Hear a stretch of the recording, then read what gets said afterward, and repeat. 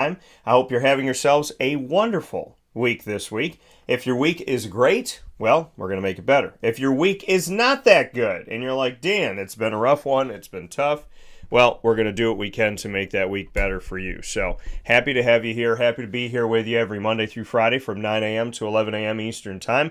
However you're tuning in, we thank you so much for hanging out with us around the country and the world on Wake Up Call with Dan Tortora. You'll find us by going to youtube.com/wakeupcalldt, facebook.com/wakeupcalldt, and on wakeupcalldt.podbean.com. That Podbean link is also located for you on the homepage of wakeupcalldt.com to make it ever so easy. So if you go to our homepage, if you go to our website, wakeupcalldt.podbean.com, you will find if you go to wakeupcalldt.com, you will find our Podbean feed located right there very easily for you. So you can hang out right on our homepage on wakeupcalldt.com and watch and listen to the broadcast, and of course listening worldwide on wakeupcalldt.podbean.com. So however you're tuning into the show, thank you so much for being a part of the broadcast here on Wake Up Call with Dan Tortora on a Friday.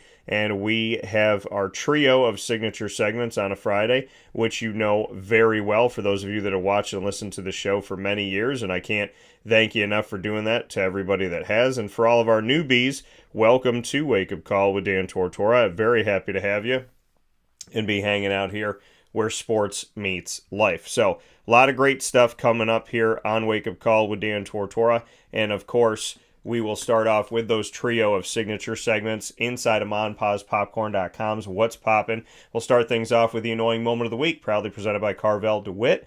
Then we'll jump into Lead, Learn, Evolve, Adlib, and Deliver, proudly presented by Chick-fil-A Cicero and Chick-fil-A Clay. Today's topic for Lead is going to be watching where you vent. So we'll talk about that and exactly what that means. Our top dog of the week will be announced at 10 a.m. Eastern Time, proudly presented by K9 Kamp Dog Daycare and K9 Kampground Dog Boarding. In my opinion, no better place to bring your dogs, big and small, for short and long-term care than to K9 Kamp Dog Daycare and K9 Kampground Dog Boarding of East Syracuse, right off of Bridge Street. So make sure you head over there and let them know that Wake Up Call sent you. And we're going to round out the show with yet another local spotlight, and this one's going to be on Darien Williams, 2025 wide receiver prospect for college football, who's already received Division I offers from UMass and Temple, and he also runs track, and he's had a very nice recent run on the track. So we have some cool things to talk about with Darien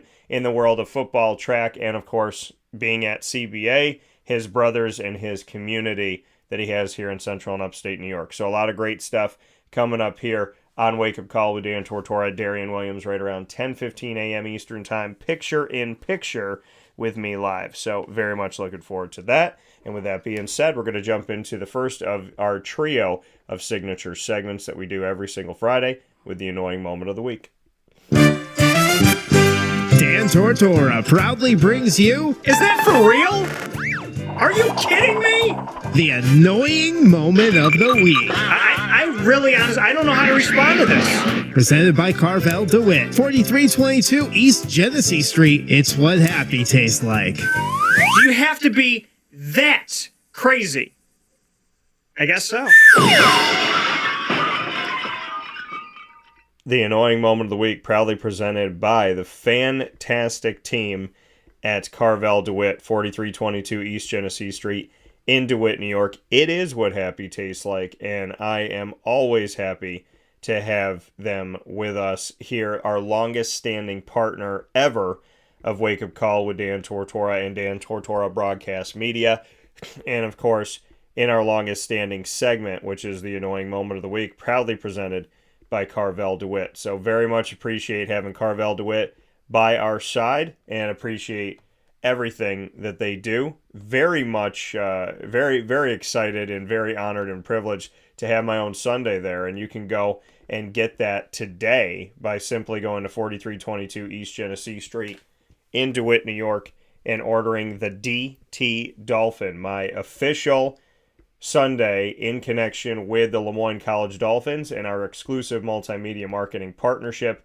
you could go out and enjoy that this morning, or pardon me, I should say, you go out and enjoy it today during the day.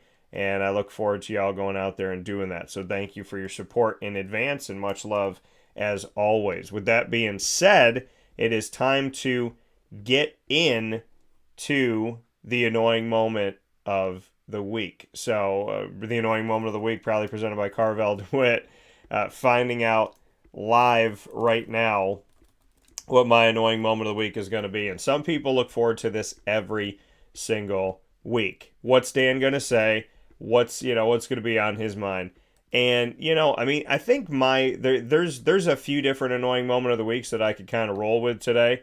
And I think that maybe I'll roll with a couple here. A few scoops is what we call it here. Proudly presented by Carvel DeWitt. So, I would say my first annoying moment has to be seeing people not happy for other people, right? When somebody's winning and you just so happen to maybe not be winning at the moment, for you to not be happy for that person. I find that to be a frustrating thing, where you can't just be like, hey, you know what? Good job. I'm proud of you. I'm happy for you. Being happy for others is, to me, it's a pillar of being a good human being, right? Why would you only be happy for yourself and not be happy for anybody else, right? It's like it's all about you and that's it. And my dad told me a long time ago, this is a me world, right? This is a me society, but this me society hasn't gotten us anywhere. So my hope and my prayer is that we get off of this me society and we start being happy for other people, right? Be happy when people are winning, when they're doing well, when they're successful, when things are going good for them. Why not be happy for somebody? Not somebody that's doing things wrong, not somebody that's hurting other people by doing it, but if someone's doing it, if someone's succeeding and they're doing it with morals and values and God and positivity and goodness, be happy for them, right? That's my first annoying moment of the week. Pretty simple. My other annoying moment of the week is where these things have gotten, these cell phones of ours, where they have taken us, because they have, in my opinion, taken us away from each other. And I'm a guilty culprit of this as well. To be in a situation where, our phones can do so many things for us in today's world. They can make everything so easy right at our fingertips, and we get lost in it, right? We get lost in it. I get lost in it. I'm going to say that I do. And I think it's important to not text while you're driving. I think it's important to not text when you're out with somebody and you're having a good time. If you want to text and say, hey, Mom, got here safe. Hey, Dad, just want to let you know I'm in safe. That's fine. But to not text through an entire dinner and be staring at your phone. You're going to play putt-putt golf and you look over at your date and she's sitting there on her phone and you're like, yo, if I left right now, she wouldn't even know that I walked away.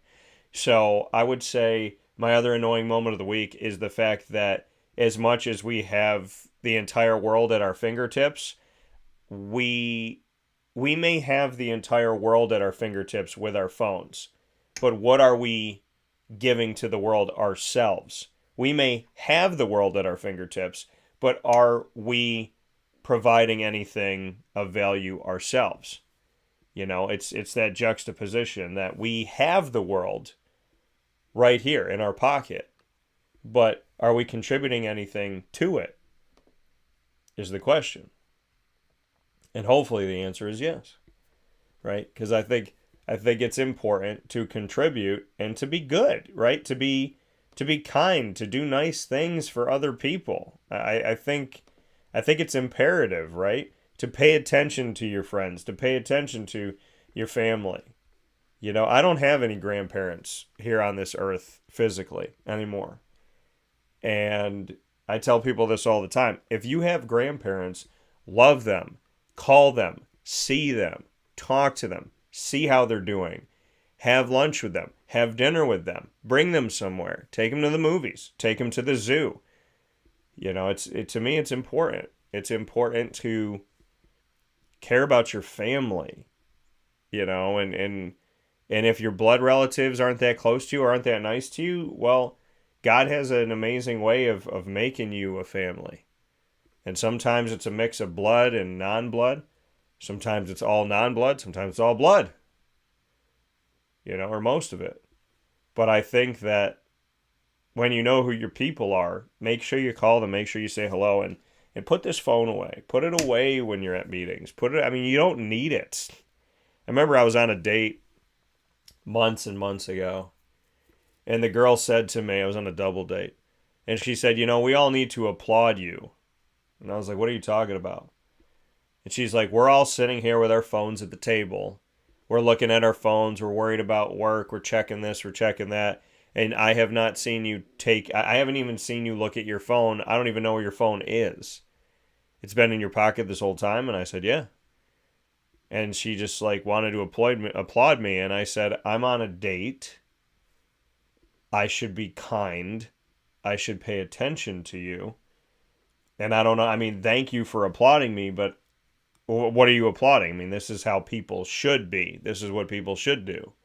Not because it's what I do, but because it's common courtesy. It's kindness. It's generosity. It's the right thing to do. When you're on a date, you need to be on the date. So many of us are on our phones saying we're bored, we want something to do, and then we go do something, and we're on our phones while we're at the thing that we complained about we didn't have, right? If your friend invites you out to dinner, you don't sit and text on your phone the whole time that you're there with your friend, because as soon as you go home, what do you say? Oh, I wish I was out with somebody. I'm so bored at home. Well, you just did at home what you were doing. You just did out what you did at home on the couch. You were on your phone, And I think people need to be nicer to people. I think that's another annoying moment of the week for me. I think people just need to be kind. I have examples of it this week. In general, people, good morning to my mom. Love my mom. She's awesome. But people need to be more kind to each other.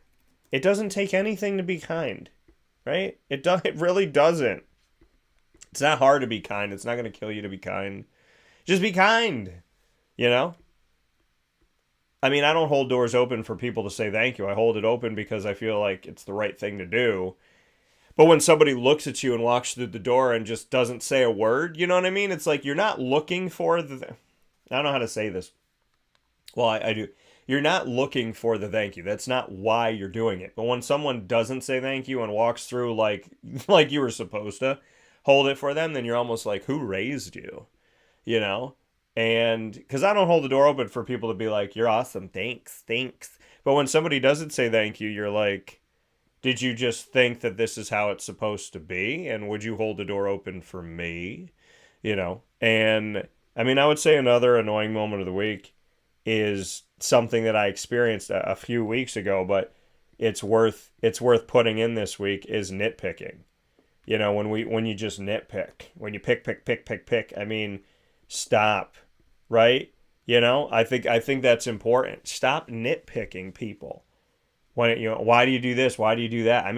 I got nitpicked so bad a few weeks ago that it was making me think of things that I wouldn't even think about before.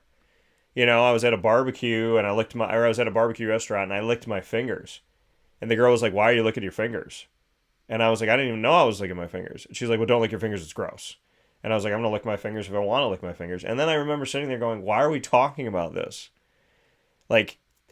I'm old enough, I'm experienced enough to know the conversations that don't need to be had for the most part.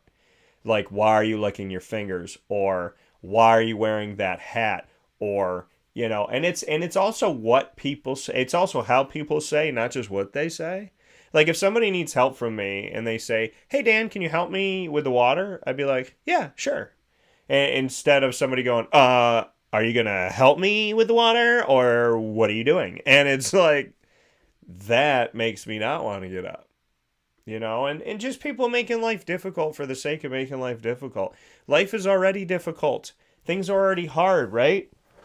We already deal with stuff. We deal with aches and pains and confusion and getting over things. We don't need extra.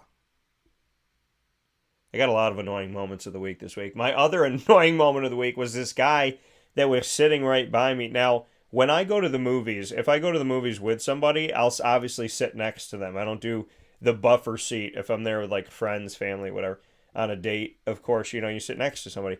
But when I go by myself, I give myself a buffer. I try to on both sides, or at least one side. And there was a guy, I gave myself a buffer, and there was a guy, I think he was with his son, so it was me, buffer seat, him, his son. He was like doing something weird. I don't know if he just had a nervous twitch and he had to shake his leg, but he had like his hand down by his shorts, and his leg was making like this like, when you have like a swimsuit or something, like, or like mesh shorts, like rub against it, it's like and he was doing it throughout the movie, and it was so loud. And I'm like, what is this guy doing? Why is his hand there? Why is he moving like this? Why is he shaking his leg? But it was to the point where it was so loud where I wanted to be like, yo, stop. Like, just stop, man. Like, knock it off. You don't need to be doing this right now. Like, I'm trying to watch this movie, and I can't focus on the movie because you're and so it's just like, knock it off. Come on now, right? And when you're at the movie, and then like the guy on the other side, a couple seats down from me, these two kids were talking while the movie started, and they're on their phone. I went over and I'm looking at them, and they're literally like this. They're on their phone. You paid to come to a movie, and you're on your phone. You paid to come to a movie. You paid. You gave money. You gave money to an establishment to come here, and you're on your phone. Like, talk to me about that. Let's discuss. You're on your, like, why are you at this movie? And it was like into the movie. We're talking 15 minutes, a half an hour, just on the phone, just looking at stuff. And I'm thinking, what is wrong with society? And it was a young kid, probably a teenager, maybe 20 years old. But what is on your phone that is so important that you can't function for 2 hours in a movie? I don't get. I don't understand that. Why would you come here and put yourself in this situation when you're not even watching the movie? Like, you spent $14, whatever it was, $13.75 to come into this movie. $13.75. Well, my mom, maybe it was his mom or dad. Maybe somebody else gave him the money, right? I don't know. I just find it weird when people like waste their own time or waste somebody else's time. It's just like throwing money into the wind or burning it, which is ridiculous. So that's it, an annoying moment of the week. And I said the nitpicking part of it, to go back to that, because it's like, it makes you kind of like, you feel like you can't be yourself. Also, another annoying moment of the week. So they got this new thing in a lot of different places where when you go on a thruway or an expressway or whatever, that when there's tolls, you don't pay them there. They take a picture of your license plate and they send you a bill. Well, I have a rental car that I had down in Florida, and I didn't know this, but when you go through tolls, now some tolls have people, some don't. Well, when you go through a toll that doesn't have anybody, they just like take a picture of it, like New York, which I did know about, and they send you a bill. Well, I spent $20 in tolls, which I thought was a lot. I'm like, jeepers Christmas. But I spent $20 in tolls. Here's the issue. I got charged a convenience fee. So it's $20.96 for the tolls. My convenience fee was over $50. They charged me $80 for taking a rental car through tolls in Florida. The actual cost was $20.96. They charged me a convenience fee from the rental company of almost $60. What is this? Number one, stop calling it a convenience fee, because convenience is a kind word, right? You're not making anything convenient for me. Number two, I have no idea. I didn't sign up for this. I didn't agree to this. It's called the Plate Pass. I didn't agree to the Plate Pass, number one. I didn't check anything. I don't remember signing anything that said Plate Pass. So I didn't agree to that. And how is the convenience fee double the price, more than double the price, of the actual tolls. You know, if you want to put a tax on it, the tolls are $20.96. You want to put an $8 tax. That sucks because I think that's ridiculous. Because what are you putting a tax on for a tolls? Tolls are tax, but it's $28. Okay. But when you charge me 50 something dollars on top of my tolls and you call it a convenience fee, why? So you can process it? You know, I mean, is that the price of your stamp? $50 to send it to the, you know, Transportation Authority of Florida? I mean, I'm just trying to understand where you're coming from because it doesn't make any sense to me. So, I mean, that is definitely an annoying moment of the week because I'm going to call them and I want an answer. Like, what is this convenience fee? Where does it go? What is it doing? Why is it necessary? Why did you charge me without even saying anything to me? They're like, hey, you went $20. Now, normally they would say, you know, you went $20 worth in tolls. How would you like to pay? They were like, you went $20 worth in tolls. We have your card on file, so we used it to pay it. Don't worry, it's all done. Have a great day. Bye now. You know what I mean? And the convenience fee, we don't even talk about what this convenience fee is. You just charge it to me. $50 for a convenience fee. You know? And I just think it's important to remember that maybe, just maybe, not even to remember, but I think it's important to call, right?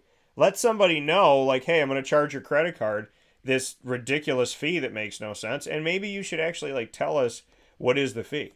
What does it have to do with? Like, why is it a convenience fee? And what is the meaning behind it, number one, and how is it this much? How is it almost triple the price of the tolls? Like, what are you using this fee to pay for? I'm driving your car and I'm going under tolls myself that I'm covering. And you want me to cover those tolls, which is fine, plus cover some convenience fee that you made up so that you could take more money from my company.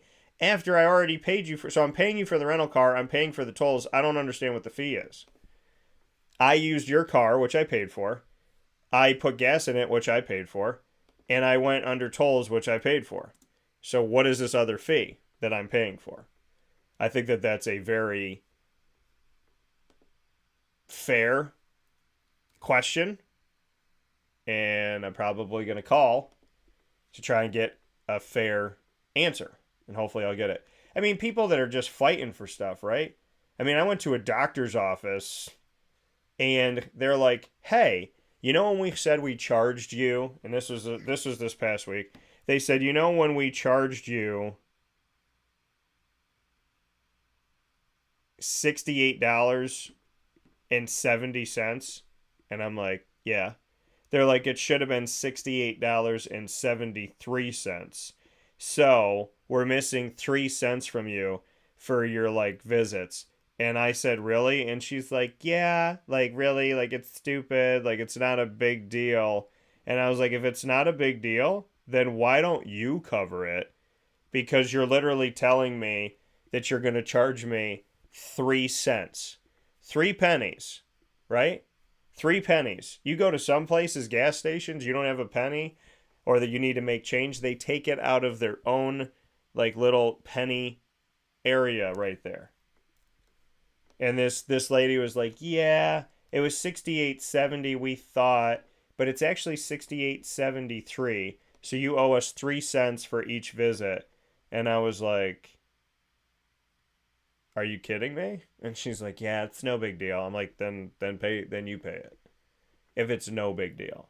It's 3 cents. I mean, come on. So, and to stop me for that, hey, by the way, I was doing some research and I figured out that you owe us 3 cents. And I don't understand what this woman's problem is. I really don't. Because it's like, ever since I met her, when she talks to me about the billings, because I pay as soon as I get there. I pay like literally while I'm waiting.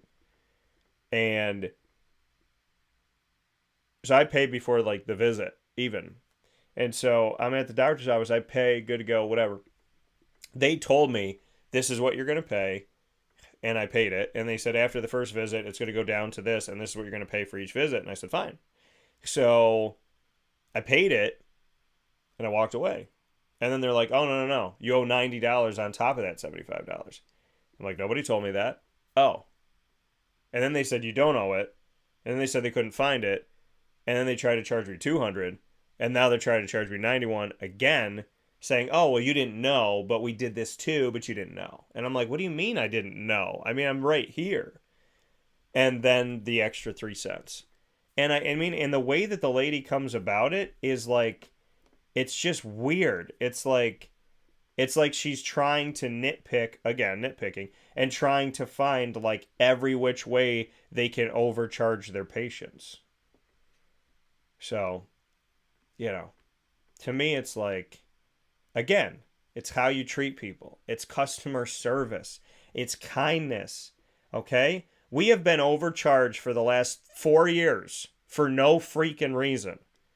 There's no reason to charge us 3 cents more or try to find another way to weasel out some money from us or treat us like we did something wrong when you told us what it costs.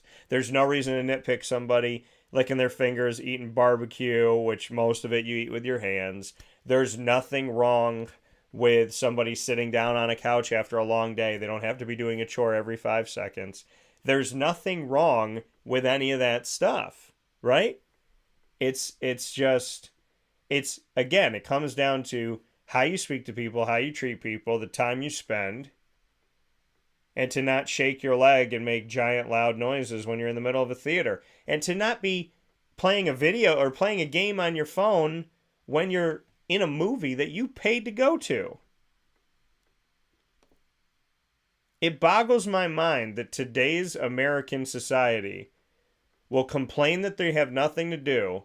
Then they'll go do an event, and at the event, they will do the same thing they were doing on their couch and not even pay attention to anything that's going on at the event. You leave your house in New York, you go all the way down to Florida, you go to Magic Kingdom, there's fireworks going off, and you're on your cell phone on Instagram, which is the same thing you were doing a week before you came to Disney on your couch. Makes no sense. Living in the moment is a really important thing. And common human courtesy is a very important thing.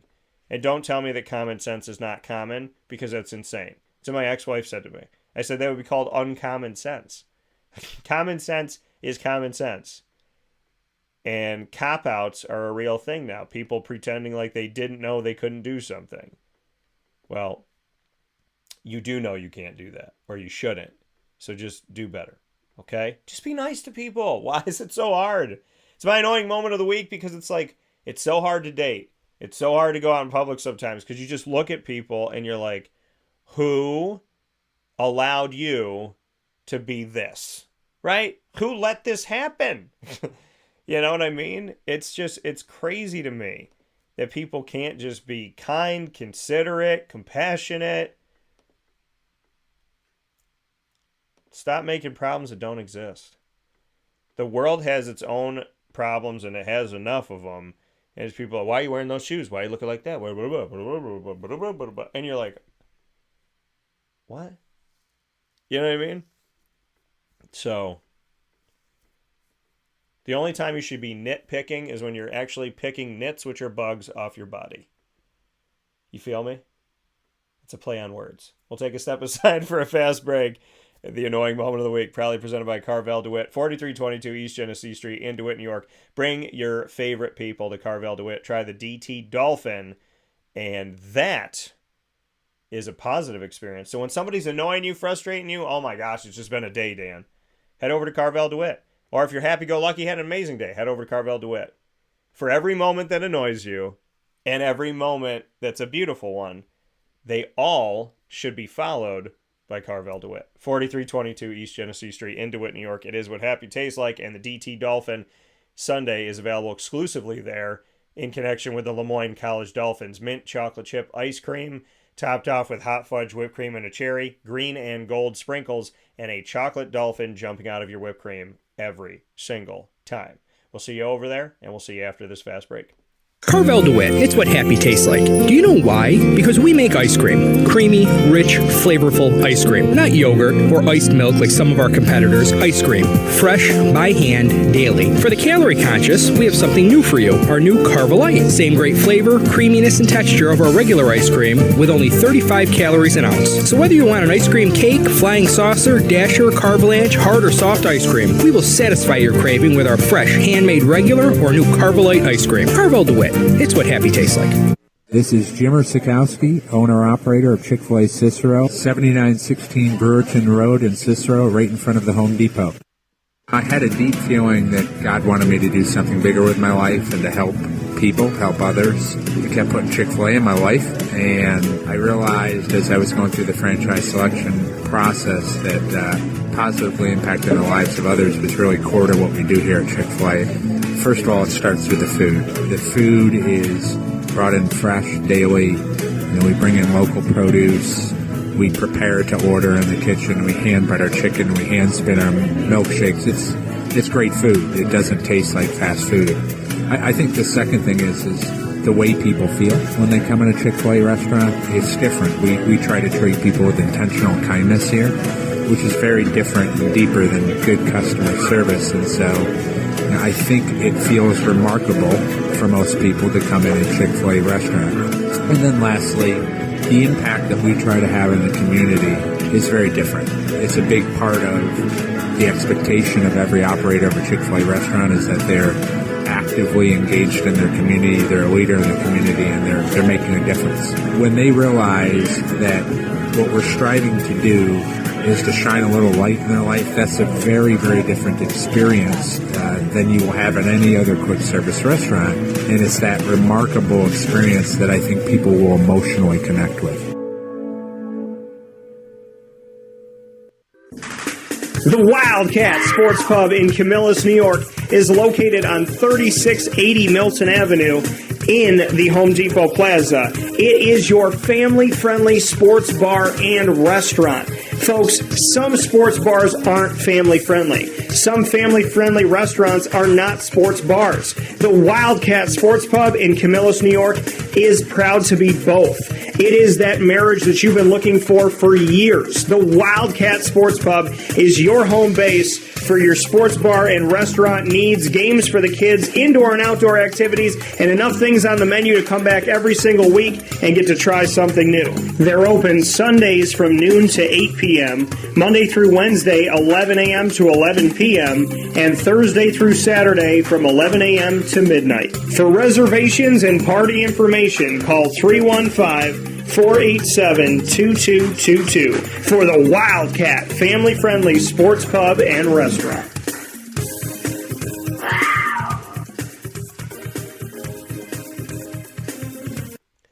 Welcome back here to Wake Up Call with Dan Tortora, here where sports truly meets that thing called life. We appreciate you being here every Monday through Friday from 9 a.m. to 11 a.m. Eastern Time inside of Ma and Pa's Popcorn.com's What's Poppin'. We just brought you the Annoying Moment of the Week, proudly presented by Carvel DeWitt. It's now time for us to bring you Lead, Learn, Evolve, Ad-Lib, and Deliver, proudly presented by the fantastic team at Chick-fil-A Cicero and Chick-fil-A Clay.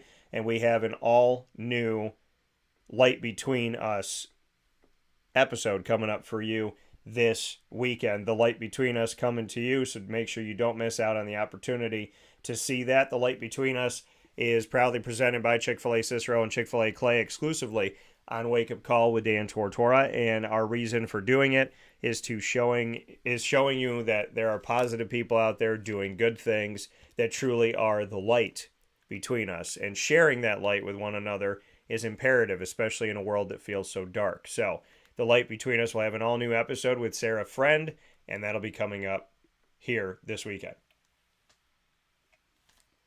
On Facebook at Wake Up Call DT, YouTube.com/Wake Up Call DT, Twitter at Call DT, and Instagram at Wake Up Call _DT. Also presented by Chick-fil-A Cicero and Chick-fil-A Clay, we have LEAD, which is the acronym Learn, Evolve, Ad-Lib, and Deliver. Today's topic inside of LEAD: watching where you vent. Now, what do I mean by this? Well, it's simple. Watching where you vent, to me, is the reality of understanding the people that you talk to about the very intimate details of your life. Who you speak to and what you say is very important. You must watch where you vent, because you never truly know who you're talking to in certain situations. Now, my friend had sent me something, and I want to shout out my guy, Kevin, sent this to me yesterday. It said, be careful who you vent to, because vents go into other rooms. And I thought that was a really unique thing to say. Be careful who you vent to, because vents go into other rooms. How profound of a statement, but yet so easy. And it was something that he found online. He shared, be careful who you vent to, because vents go into other rooms. So be careful who you tell your secrets to, because if you're venting to them, understand that that vent that they are, right, can walk into another room, right? Is the vent open or is the vent closed? If the vent's open, that story's going into other rooms. Be careful who you vent to, because vents go into other rooms, right? Be careful where you put your information, because that information can seep into another place. And I thought that using the play on words of venting was incredible, because who you talk to and what you say, maybe it stays with you guys, maybe it doesn't. And, you know, I've done it before. I thought one of my friends was a little gossip person. So what I did was I told them something that wasn't true.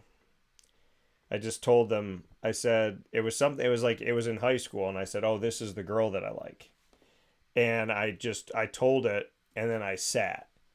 And within, I don't even know, no time, it came back to me.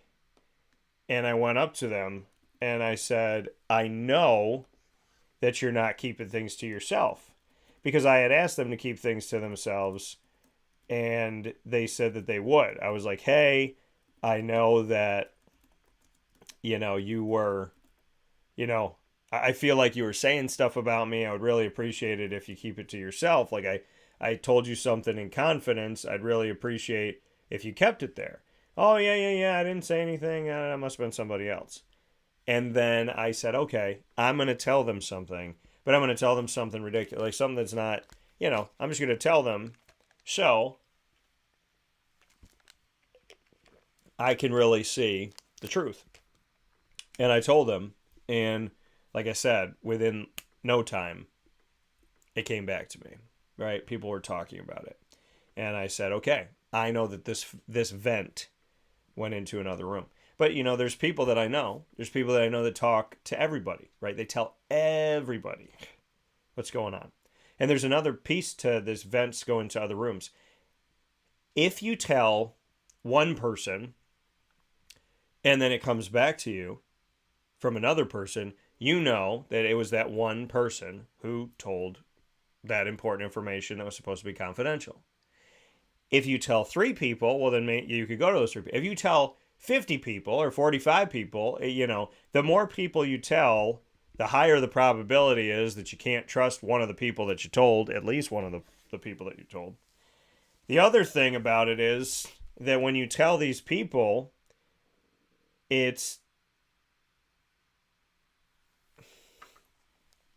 the more people you tell, the higher probability that's going to be told. It's also harder to figure out who said it, right?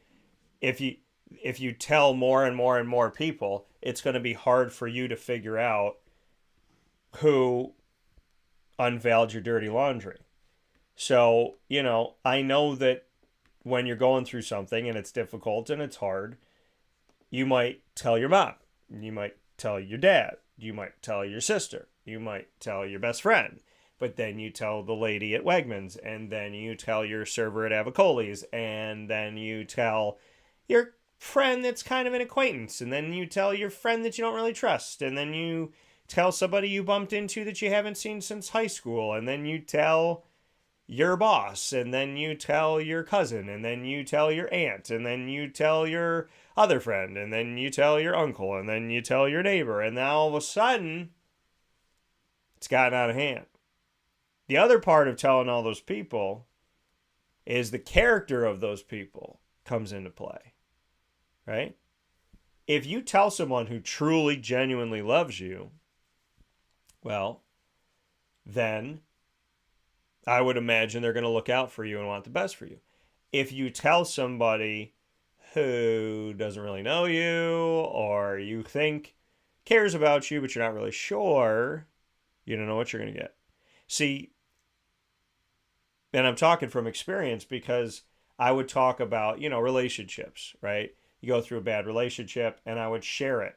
I would share it with people that are close to me, and then I'd share it with some other people that weren't that close to me or pretended to be that close to me.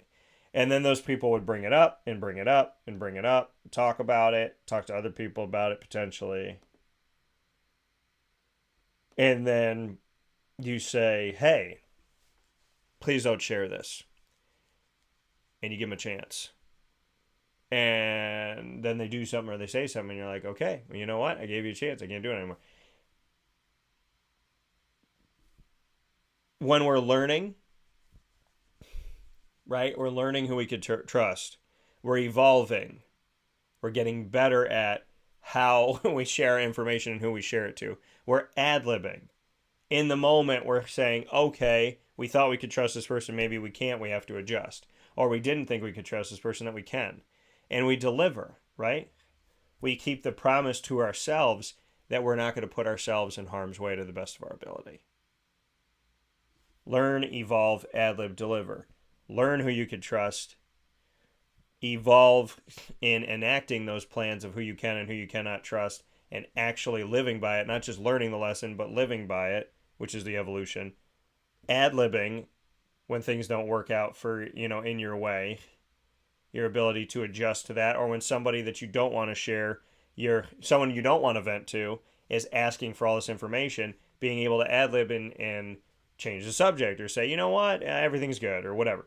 And then delivering on that promise to yourself, right? Being cognizant to become better. That evolution, deliver and evolution are connected, right? When you're evolving, you're enacting the plan, but that delivery is consistency. I'm enacting my plan and I'm going to consistently get better. I'm not going to have a bad habit, good habit, bad habit, good habit. I'm going to get my good habits in line, get rid of my bad habits, and focus and keep my good habits going. Watching who you vent to. Just watch who you vent to. Watch who you tell all of your story to. And the thing is, if you ever want to know if you've told too many people or maybe people that you don't, it's when you forget. And then you walk into a building and somebody goes, oh, what's going on with your girlfriend? Is everything okay with da-da-da-da? And you're sitting there going like, oh my gosh, I don't even remember telling this person what had happened. And also, you think about it too, when you air your dirty laundry to so many people, then so many people are going to keep asking about it. And it might just be because they care about you, but they're going to keep asking about it, right? If you tell 5 people that you're having trouble in paradise, right? You're having trouble with your girlfriend, boyfriend, fiance, whatever, husband, wife. If you tell 5 people, those 5 people are going to keep asking, right? Are you okay? You doing all right? More often than not, if they really do care about you, they're going to ask. But if you tell 30 people, and let's say this relationship hurts you to think about, now, almost everywhere you go, right? If you tell one person at all of your favorite restaurants, you tell one person at church, you tell just one person in these places, one person at your favorite restaurants, one person at church, one person at school, one person in your neighborhood. Now, when you go home, someone's asking you. When you go to church, someone's asking you. When you go to your restaurants, someone's asking you. When you go to school, somebody's asking you. So you're going to get to a point where you feel like you've kind of trapped yourself and you can't go anywhere without somebody asking you about your personal life. So you have to be very choosy. And there's nothing wrong with having a circle of people you trust and having a circle within that circle, and then a circle within that circle, and then a circle within that circle, Because I have a circle with God. That's my innermost circle. God and I. God, right? Then it's like God and Lily and I. You know, because Lily's not going to tell my secrets, and I know Lily's got my back, and she has unconditional love. And then it's like, you know, I'm not, and that's the thing. I'm not going to vent to you and tell you my circles of people. I'll tell you God, and I'll tell you Lily, but we're not going to get into people. That's for me. But you have your circle, and then you have your within and within and within and within. Just know who you can trust. Okay, these are the people I want to talk about my relationships and dating with. Okay, these are the people I want to talk about work with.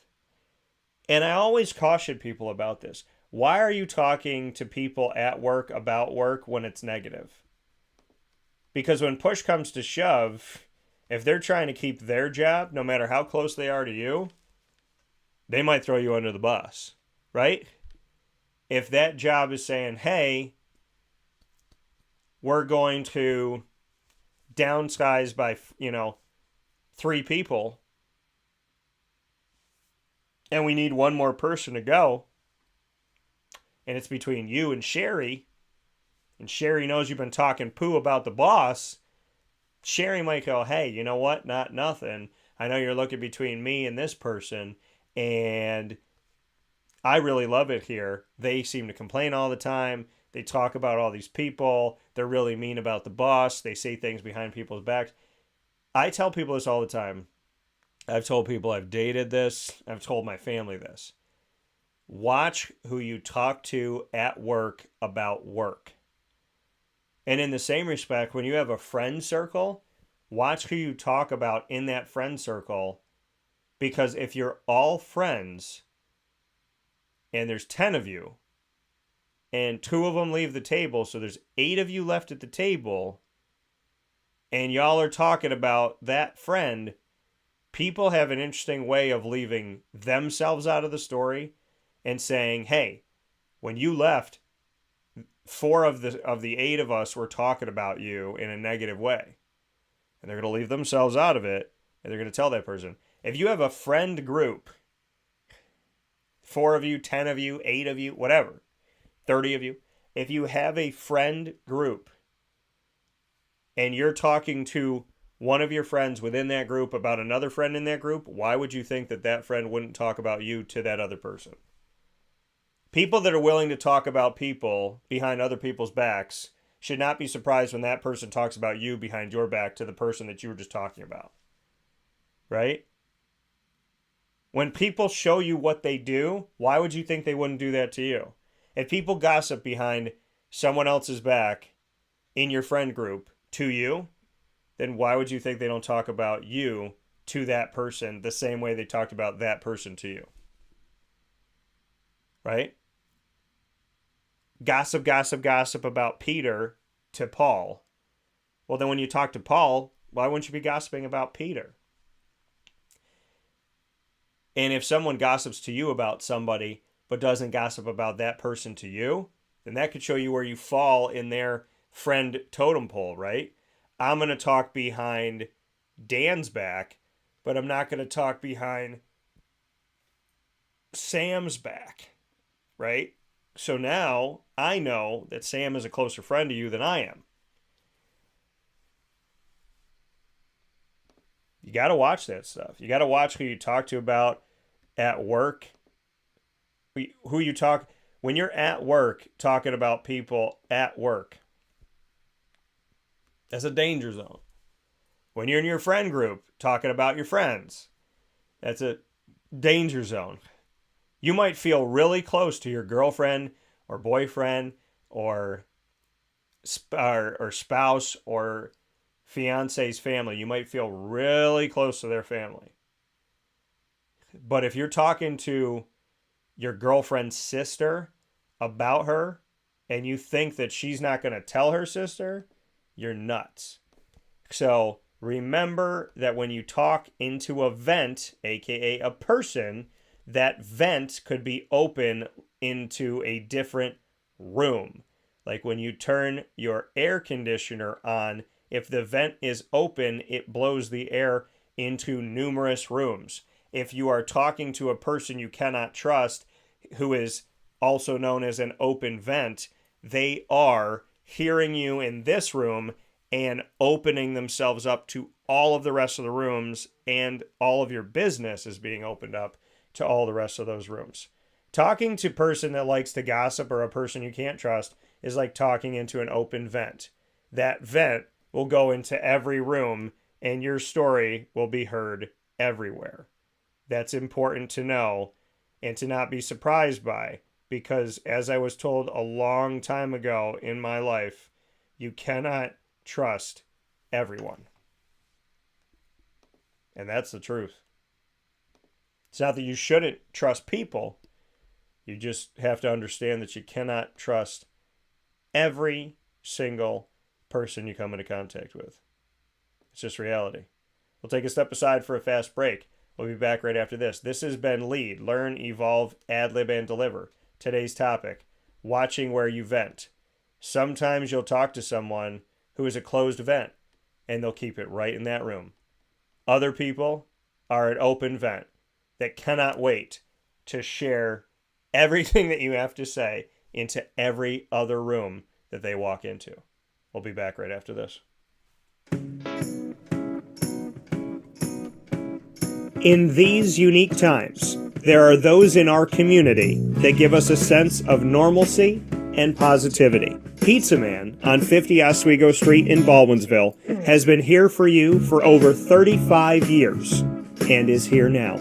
Call 315-638-1234 or order online at pizzamanbville.com to bring those familiar tastes into your home. And remember to come see our monthly on-site broadcasts centered around the community and our Baldwinsville Bees. Pizza Man in Baldwinsville. Any way you slice it, they are always here for you.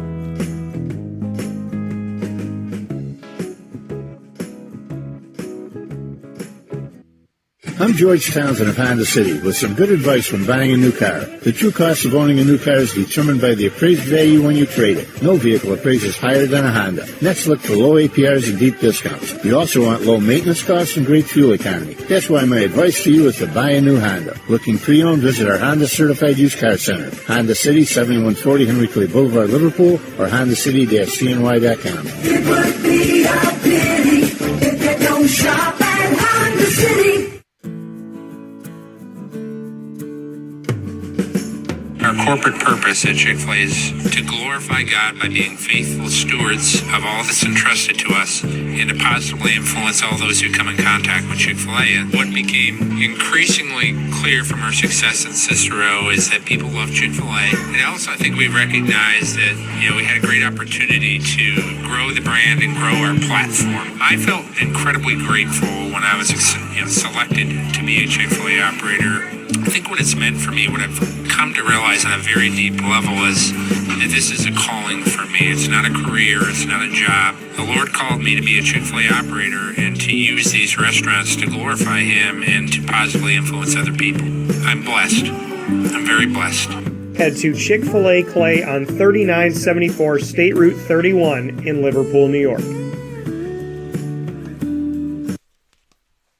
Welcome back here to Wake Up Call with Dan Tortora. Happy to be here with you every Monday through Friday from 9 a.m. to 11 a.m. Eastern Time, where sports meets life. And inside of Ma and Pa's Popcorn.com's What's Poppin', bringing you the list of topics for the day. On Fridays we have a trio of signature segments, starting with the Annoying Moment of the Week, proudly presented by Carvel DeWitt, leading into Lead, Learn, Evolve, Ad-lib, and Deliver, proudly presented by Chick-fil-A Cicero and Chick-fil-A Clay, and onto the Top Dog of the Week, which is where we are right now, proudly presented by the fantastic team at K9 Camp Dog Daycare and K9 Kampground Dog Boarding.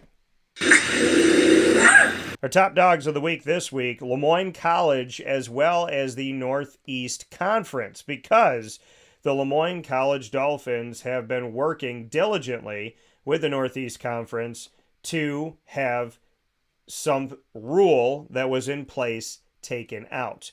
A rule that would help student athletes, coaches, and athletic programs. A ruling that would help alumni. A ruling that would help parents and fan bases, recruiting, and the like. And that rule has been lifted courtesy A of ruling the that would help Northeast Conference, which I am so excited to share with you here today. If you didn't already look at all my posts on social media, and to everybody that reposted those, thank you so much. Liked them, commented on them, I appreciate it. The Northeast Conference has made the decision to do away with their 2-year hiatus. When a team is realigning or reclassifying into the Northeast Conference and they become a new institution in the conference, they had to wait 2 years to play in the postseason in NCAA non-qualifier sports like men's and women's cross country and indoor and outdoor track and field, as well as women's swimming. So if you were competing inside of a sport that didn't have an automatic NCAA qualifier, you could not play in the NEC tournaments and or championships. That rule is now gone. So I'm honoring the NEC for this because it means that Lemoyne, going into Division I, now has an opportunity to compete right away for championships, which is huge. And it is one of the negatives and one of the areas that people were concerned about. And now that negative is gone, as Lemoyne and Stonehill are granted immediate access to the NEC postseason. Now, the Northeast Conference, aka NEC, has decided to do away with a rule that had stated that schools that entered into the conference through realignment and reclassification would not be able to participate right away in NEC postseason tournaments and championships.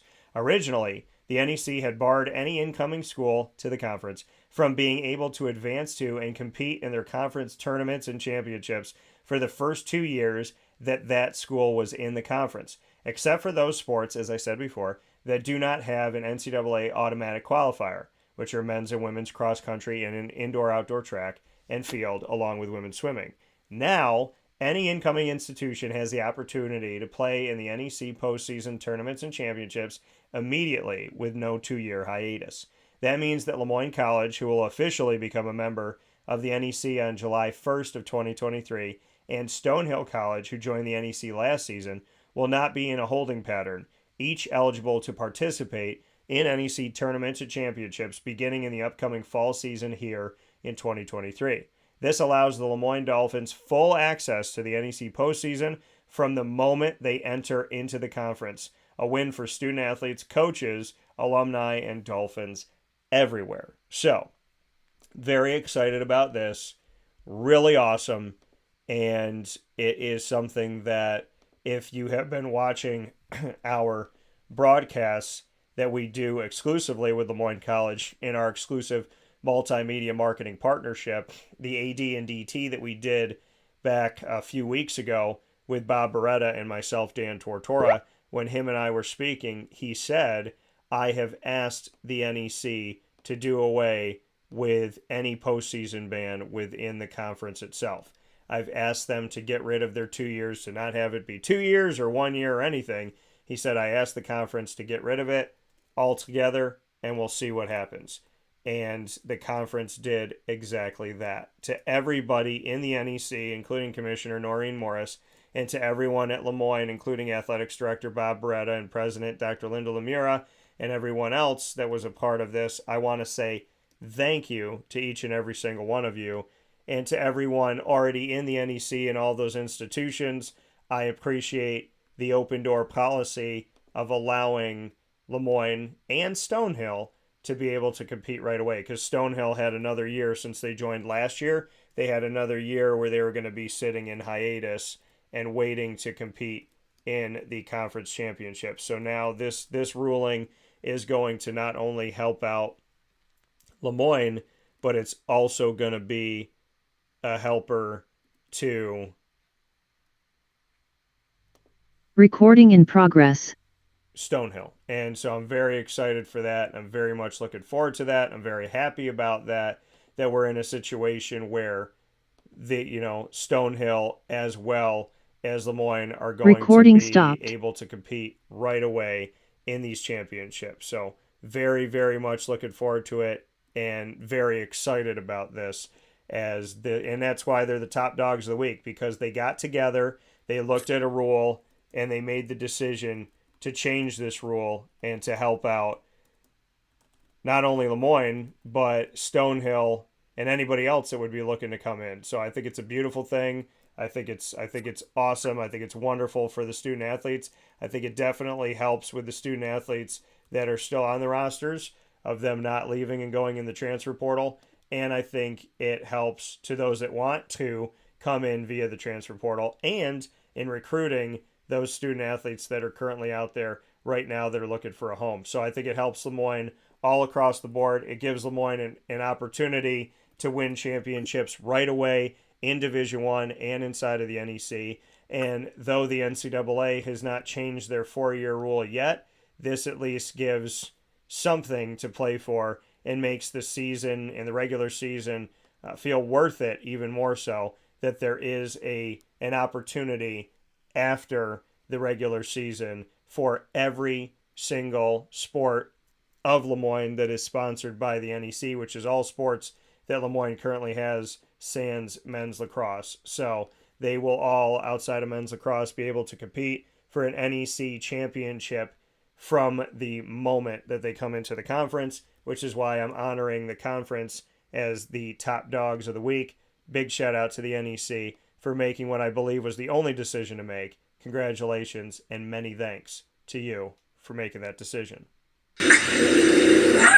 So with that being said, we're going to take a quick step aside. Those being the top dogs of the week, the NEC, proudly presented by the fantastic team at K9 Camp Dog Daycare and K9 Kampground Dog Boarding. We're going to take a quick step aside here on Wake Up Call with Dan Tortora to get set to have Darien Williams joining us here from CBA, my alma mater, CBA in Syracuse, Christian Brothers Academy. He's on the football team and he's also on the track team. He's had some recent success in track, as well as 2 offers that have already come to him for Division I in college football. A lot of great stuff coming up. So we go from the top dogs of the week, the NEC, to a top dog here in our community in Darien Williams. He'll be on the broadcast right after this on Wake Up Call with Dan Tortora. Hi, this is Amy from Mother's Cupboard, home of the whole frittata. We are open daily 6 a.m. to 1:30 p.m. For takeout orders, call 315-432-0942 and tune in to Wake Up Call with Dan Tortora for our monthly food challenge and try our Wake Up Call signature menu item available 7 days a week. Here at Mother's Cupboard, we are Central New York, and it's our honor to serve you. Ma and Pa's Kettle Corn and Popcorn Factory remind us that every day is worth celebrating. Find them at 201 Old 7th North Street in Liverpool, New York. Open Monday through Saturday in-store and all the time online at maandpaspopcorn.com. Serving our Central New York community and beyond, you can order all throughout the country at maandpaspopcorn.com. And remember to get your tins, which have in-store half-price refills forever. Ma and Pa's Kettle Corn and Popcorn Factory, available to you for fundraising and all of your events by calling 315-450-6272. That's 315-450-6272. Ma and Pa's Kettle Corn and Popcorn Factory. How corny are you? This is a special message from Merritt Brady, owner-operator of Chick-fil-A Watertown on 1290 Arsenal Street in Watertown, New York. Chick-fil-A for me has always been about the people. I think it starts with the strength and leadership of the Cathy family. It's just amazing to see a family-run business reach the altitude that they have. Second mile service is something that we embodied at my previous business, and the ability to make people feel like they're the only person at your establishment, that you are there to serve them that day and looking for those extra ways to make them happy, to anticipate what they need next is what makes me tick. And I'm going to have so many opportunities at Chick-fil-A to do that. It's one of my favorite things to eat in the world. My favorite application question or interview question when I'm interviewing is when I get to, have you ever eaten at Chick-fil-A? and a smile hits both their ears, they can't even answer the question for a second. And when I see that, it's like, man, that's going to be a great hire. They already get it. They already feel it. They already know that we're different. The Chick-fil-A experience, it's a real thing. And then, of course, just our generosity and community involvement and making a positive impact in the lives of our team members, our guests, and the community in general, I think is really the secret sauce.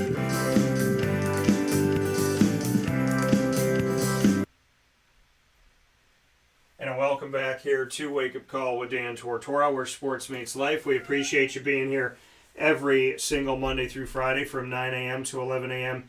Eastern Time. I can't thank you enough for making your mornings making us a part of your morning, I should say, here on Wake Up Call with Dan Tortora, where sports meets life. We're here with Darien Williams, going to be joining us here on the broadcast, and very excited to bring him into the show. Speaking on CBA Syracuse, football recruitment, as well as track and more. So Darien here going to be joining me picture-in-picture momentarily as we have the opportunity to speak on his high school career and moving into college within the next couple of years. And we have Darien here from CBA Syracuse, so let's bring him in. Darien, how you doing? Hi, how are you? How's everything? I mean, I've been doing well. I hope you're doing well. How has summer-ish been treating you? Because, I mean, school is, you just had track recently. You got different things, finals going on, but how's everything been going? So far it's been pretty good. Since track's been over, I've been taking some of my finals. I just took a global regents yesterday, and I have my last regents coming up on Tuesday for geometry. So haven't been doing too much. There's a lot of studying and stuff, but so far it's just been like that. Bring me into, I remember the Regents world, so I remember having to do that at Christian Brothers Academy and how difficult some of those Regents were to take. How have you been navigating through the Regents, and what can you say about them? Right now, even since last year, the Regents actually haven't been too bad as I thought they were, especially the global one I just took yesterday. Usually, global, a lot of information. It's not like my strongest class, but it definitely wasn't as hard. It was like 28 questions, 7 critical thinking questions, and like an essay. So it definitely wasn't as bad as I thought it was going to be. Like, even like the ones last year, it was earth science and algebra. Those weren't bad either. And then the geometry one coming up is actually one of the classes I'm like low mid with, but then I'm just studying a lot, see how I do with that. Favorite subject that you have at CBA? Definitely chemistry. Okay, why? I just like it. Really, every year, science is my favorite class. I like doing hands-on stuff, experiments, and stuff like that. Okay, so hands-on experiments. Do you have a least favorite subject? Math, yeah, definitely math. Okay, why? Yeah. It's just math has never been my strong suit. I mean, like I try. It's just like it's the most difficult for me, so that's why I don't like it the most. But it's definitely a class I have to try the hardest on. Yeah. Well, I mean, I look at it. I find it interesting because you said chemistry is your favorite or any type of science at the time. There's some math that goes into when you're creating different things, and you got to make sure that when you're in the lab that you don't blow up the lab. So I guess there is some math involved in your science. Yeah, that's what it's for. My mom says the same thing. It's like confusing because like I'll be doing really good in chemistry and my math would be a little bit lower. And it's like usually they go hand in hand, but I don't know. It's just different. So Darien Williams here on Wake Up Call with Dan Tortora, picture-in-picture live this morning as we put a spotlight, as always, on Central and Upstate New York and our wonderful students, student athletes, and people in the community. Darien, what made you go to CBA? From the start, I started at Valley playing Pop Warner football, and then seeing CBA with the football, the education, it just seemed like it had a lot to give to me. And it seemed like that would be my best path to take. So I felt going there would help me the most in my life. And you said, especially all the great people at CBA. Well, and when you went to visit, right, because you have to do that visit, when you went to visit Christian Brothers Academy, what were your takeaways on the visit? I could just see, even like the people that were walking me around, I could just see how much everybody was like a family. Everybody was caring, very nice. Even the teachers introducing themselves. It just seemed like a great environment. So how long did you take when you went to visit campus? How long was it before you said to yourself, this is it, this is where I'm coming, like this is going to be home? Pretty much like it was pretty much right after that. It wasn't too long after that. I just after doing that, it was like, yeah, this is definitely where I think I need to be. Yeah, coming here from Darien Williams this morning on Wake Up Call with Dan Tortora, where sports meets life. So I had last week on the broadcast a Matthew Hahn, your teammate, and he was speaking with me about not only his recruitment, but the unique, ironic, and very cool portion of his recruitment, which is the fact that he got offers from Temple and UMass, and you got offers from Temple and UMass as well. So what was it like for you we're going to start first and foremost, you're 2025 wide receiver, so you got time, you got a couple of years. Getting offers already from Division I institutions means what to you? It means a lot. Like when I first got the Temple one, I was like, it was like a big moment for me because it was track season. I would just come off a meal. I wasn't too happy with it. And then I being able to talk with the Temple coach in the morning. Then later on, I found out that he was going to be in touch with me. Then I'm not sure, it was a morning and just going into school. I had to come in a little late to class. I was waiting for the phone call. And once I got it, it was just like, it gave me a boost of energy. I was very excited for that one. So then that one brought my excitement for like another week and a half, 2 weeks. And then going into UMass coming in, that just like it brought my excitement for like another 2 weeks and ready for it. Yeah, and like you said, when UMass came in, like when Temple came in and you got that offer, and that was huge. And then UMass comes in and they offer you as well. I mean, what do you think they're essentially seeing UMass comes in from you? Like what do you think has been on film that's been enough for them? If you could pinpoint a thing or two that you think has really made these schools interested, what would you say it is? I think, well, to start off, not even football, I think track definitely, with my track times, my speed, I think that definitely plays a big part in it. And then with my football film, I think definitely is the other part is my speed, my like break. Usually like I never get taken down on the first tackle. And even my catching is pretty good. When you say that, your speed's good, your catching is good, and your ability to get out of that first tackle attempt, what would be the areas that you want to work on the most? If those are your positives, then where are your areas where you really want to focus in on? I think still route running. From the last time I remember I said route running, it's like my route running definitely has improved a lot over the year, but I feel like that's the one thing I can still keep improving on and getting better at.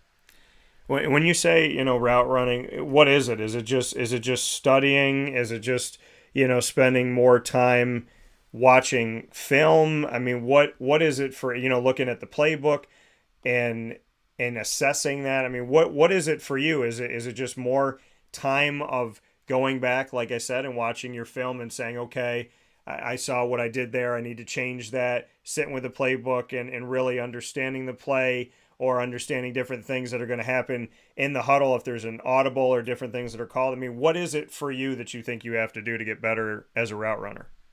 Usually I start off with my favorite college receivers, not even favorite, just any college receiver, NFL receiver, watch how they run their routes. And then also it's getting on the field, actually practicing them. And there's a variation of routes. Each route has you can run 5 different ways to run it. So it's just learning all of those and trying to improve at all of them. When you say you have speed, and that's something that you believe is an advantage for you, speed and footwork are 2 different things. What would you say about your footwork? My footwork is decent.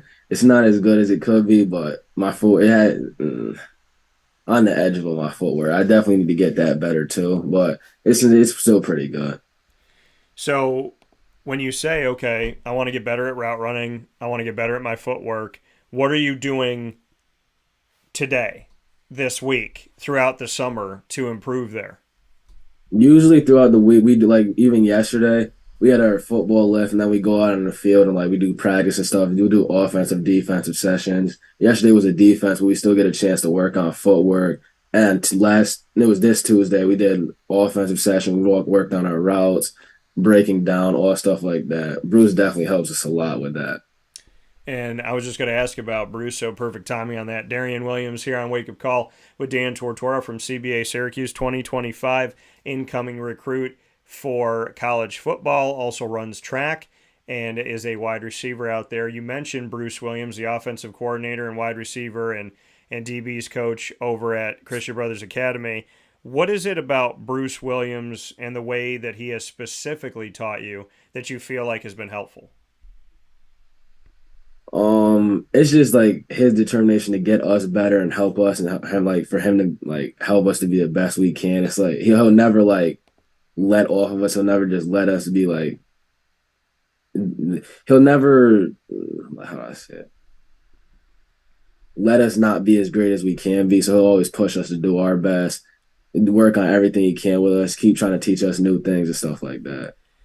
When you think about, Bruce as a coach and his personality, kind of his demeanor, the way he goes about it, how would you describe him to somebody who's never been coached by him?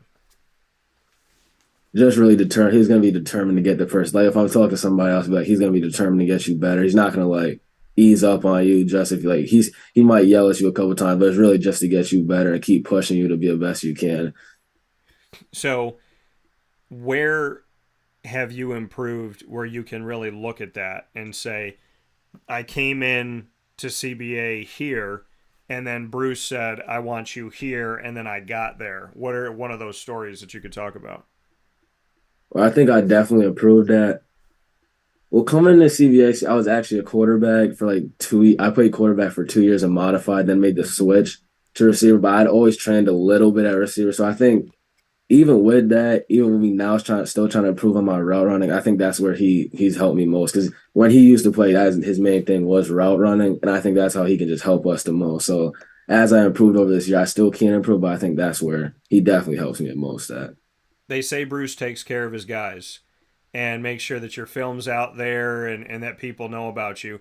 Do you feel that? Do you get a sense for that throughout the year, that he's doing everything he can to make sure that you guys have a spotlight on you and that schools out there, colleges out there know about the talent at CBA? Yeah, I think he's definitely like a really, really big part of my recruitment. Without him, it would be pretty tough without him. But I feel like he's the one who's like telling the coaches about me. He's helping me out. I do part of it, but then he's doing a huge part. He plays a huge part of my like recruitment. So I definitely am thankful for him. And your head coach, Casey Brown, what has he meant to you, and what does he bring to the table? He's just like a father figure. Like he really teaches us how to be like. He teaches us as football players, but how to like go out in the world and be like, grow into a good man and be like, just be presentable in public. I feel so that's how he more so teaches us. So, it's in knowing him as many years as I've known him, it's exactly what he said to me.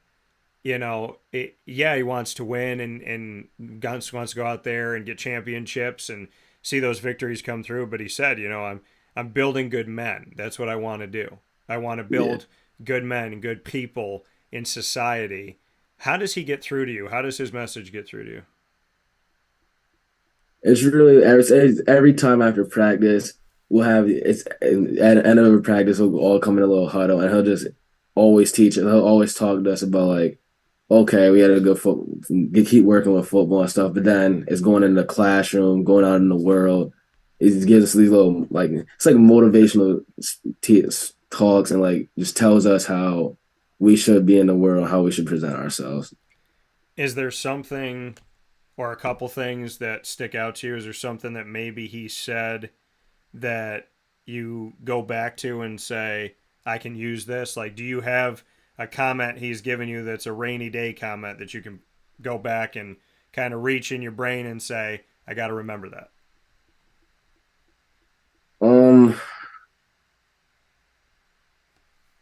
I think there was a time where I was struggling with my grades a little bit, and he just told me to like keep my head up, keep doing what I am, don't let it affect me too much, just make sure I'm on top of my stuff. It's like it's not exact. He said it a little bit more in like meaning, but I can't remember exactly what it was. But it's definitely like inspired me a little bit more, because I was pretty down about it, and him saying that kind of helped me a little bit more to motivate myself.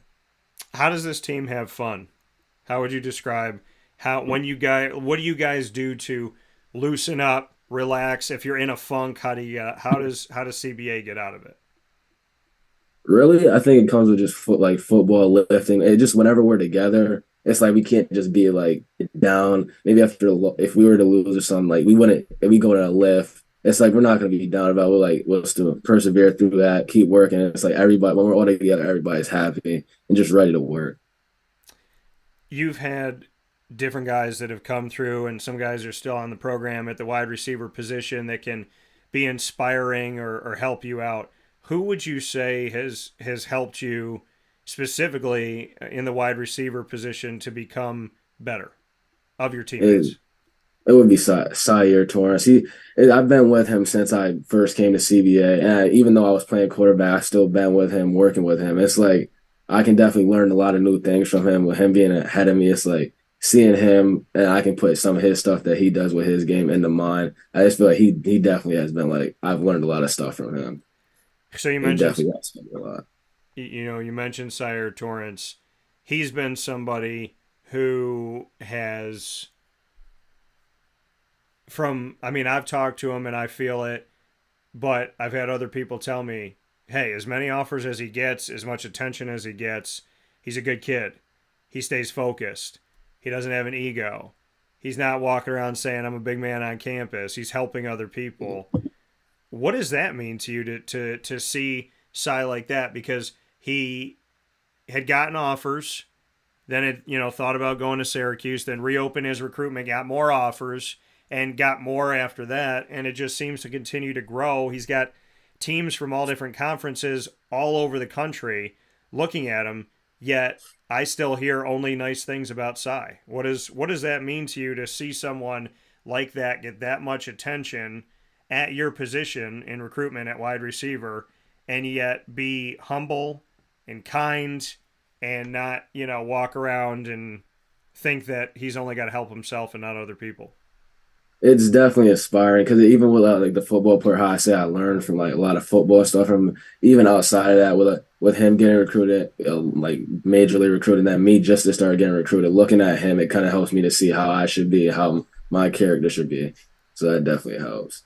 What did you talk about your character, but what else have you learned about the recruiting process from Cy? Definitely to not let if you get offers, not to let that get to your head. Don't let that think, okay, now I'm getting offers. Now it's just I can let up a little bit. It's that I got to keep working, keep getting better, keep progressing to try to get more offers and stuff like that. So what should a team, speaking here with Darien Williams, 2025 wide receiver incoming for college football from CBA Syracuse here in my hometown of Syracuse, New York, what should a school know about you? If I had a bunch of coaches and scouts watching right now and they had seen your film, they know what you look like on tape, maybe they've been to a game or two, what else should they know about Darien Williams, the person? I think they would definitely want to know I try to be as much of a leader as I can, and I always try to pick my teammates up when something's not going our way or something like that. And I feel like just as a normal kid, I'm definitely how you say it, have a good character, very presentable, and just good. I try to be a good leader as much as I can. You're wearing Brothers across your chest right now. Even when you're not wearing the T-shirt, how would you describe putting CBA on your heart? It's just CBA it's always going to be with me. It's just like a brotherhood, remembering all my family there, all the new relationships I've made, how CBA's taught me to be a better person. It's just always, CBA will always be with me. And being in this community of Central and Upstate New York, it's not always easy to get recruited. It's not always easy to get eyes on you. But I know that CBA historically, if anybody's getting people into town, they've been able to build a lot of bridges over the years.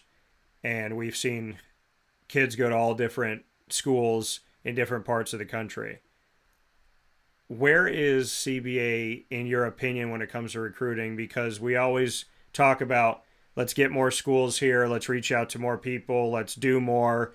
Talent here has a chip on their shoulder because people don't think of upstate New York, they're down in Texas and Florida and California and Oklahoma and whatever. So where is recruiting at, in your opinion, in Central New York? And do you think that CBA is doing an even better job than they were doing a year ago? I think the recruiting it feels like this year is starting to like take a step up in Central New York. Like I feel like a lot of more recruiters are starting to see us, see all the athletes we have in Syracuse. And I think CBA definitely has taken a big step up, like from last year, even the years before. I feel like a lot of more recruiters starting to look at us, starting to see how good we can be, how good we are. And I feel like we're just getting looked at a lot more than we have been.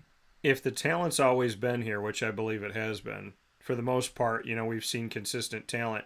Why do you think the recruitment is going up now? There's been so many schools, long list of schools within the last month or so that have come out to Christian Brothers Academy and been on site. Why do you think it's happening right now? I think definitely coming off like 2 years, coming off the state championship, coming back this year, going into AA. I mean, it still might be a little hard for recruiters to see that because we're in Syracuse, but going to AA, making it back to the championship, and even like I think our coaches play a huge part. Like they've been like doing everything they can to try to get coaches to come and look at us, and they've definitely played a big part in that. And when you look at, you know, being in Class A, Class AA, the back and forth that happens sometimes, do you think that hurts at all the program, or how do you view that when you're going up against the talent in Class A or Class AA in Section 3? I think either way, I mean, going down to A, I think that would be a little bit like, ouch. But like either way, I think we'll always it won't stop. It won't like bring us down. We'll still be able to do our best. We don't care who we go against. We'll just play our game. Who do you consider to be the biggest rival for CBA? I mean, I feel like I know the answer, but who would you say it is?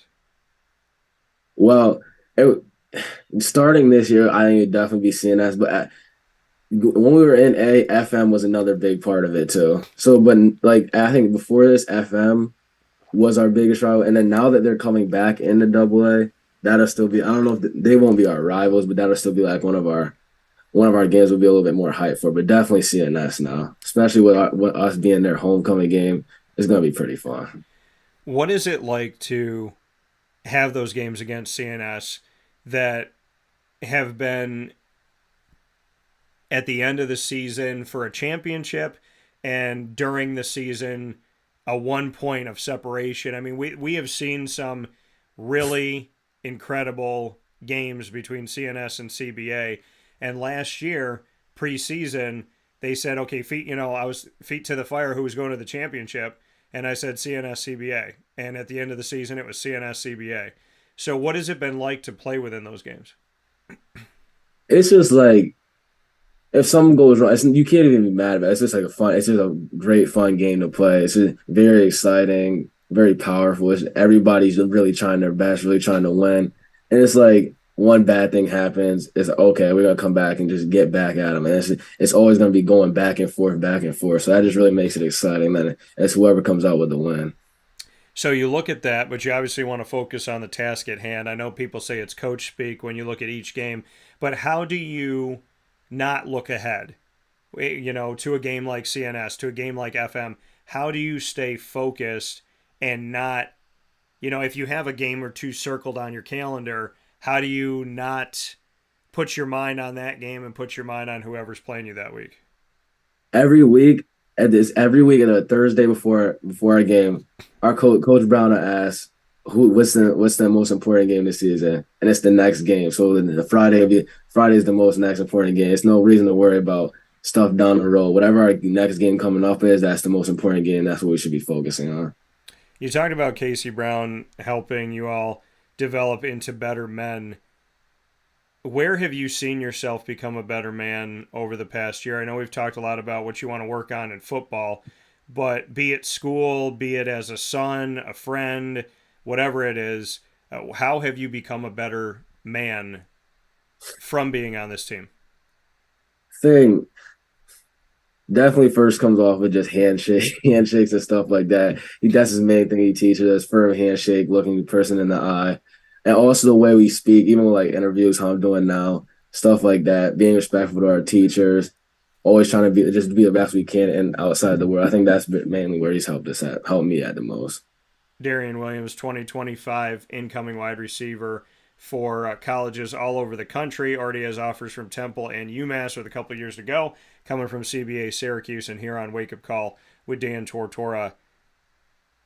This recruitment, as I said, has been interesting because of the schools that you got also being schools that looked at Matthew Hahn at the same time. How did you, I got his side of the story. How did you experience that with him? And what was that like to have the, oh, I got Temple. Oh, me too.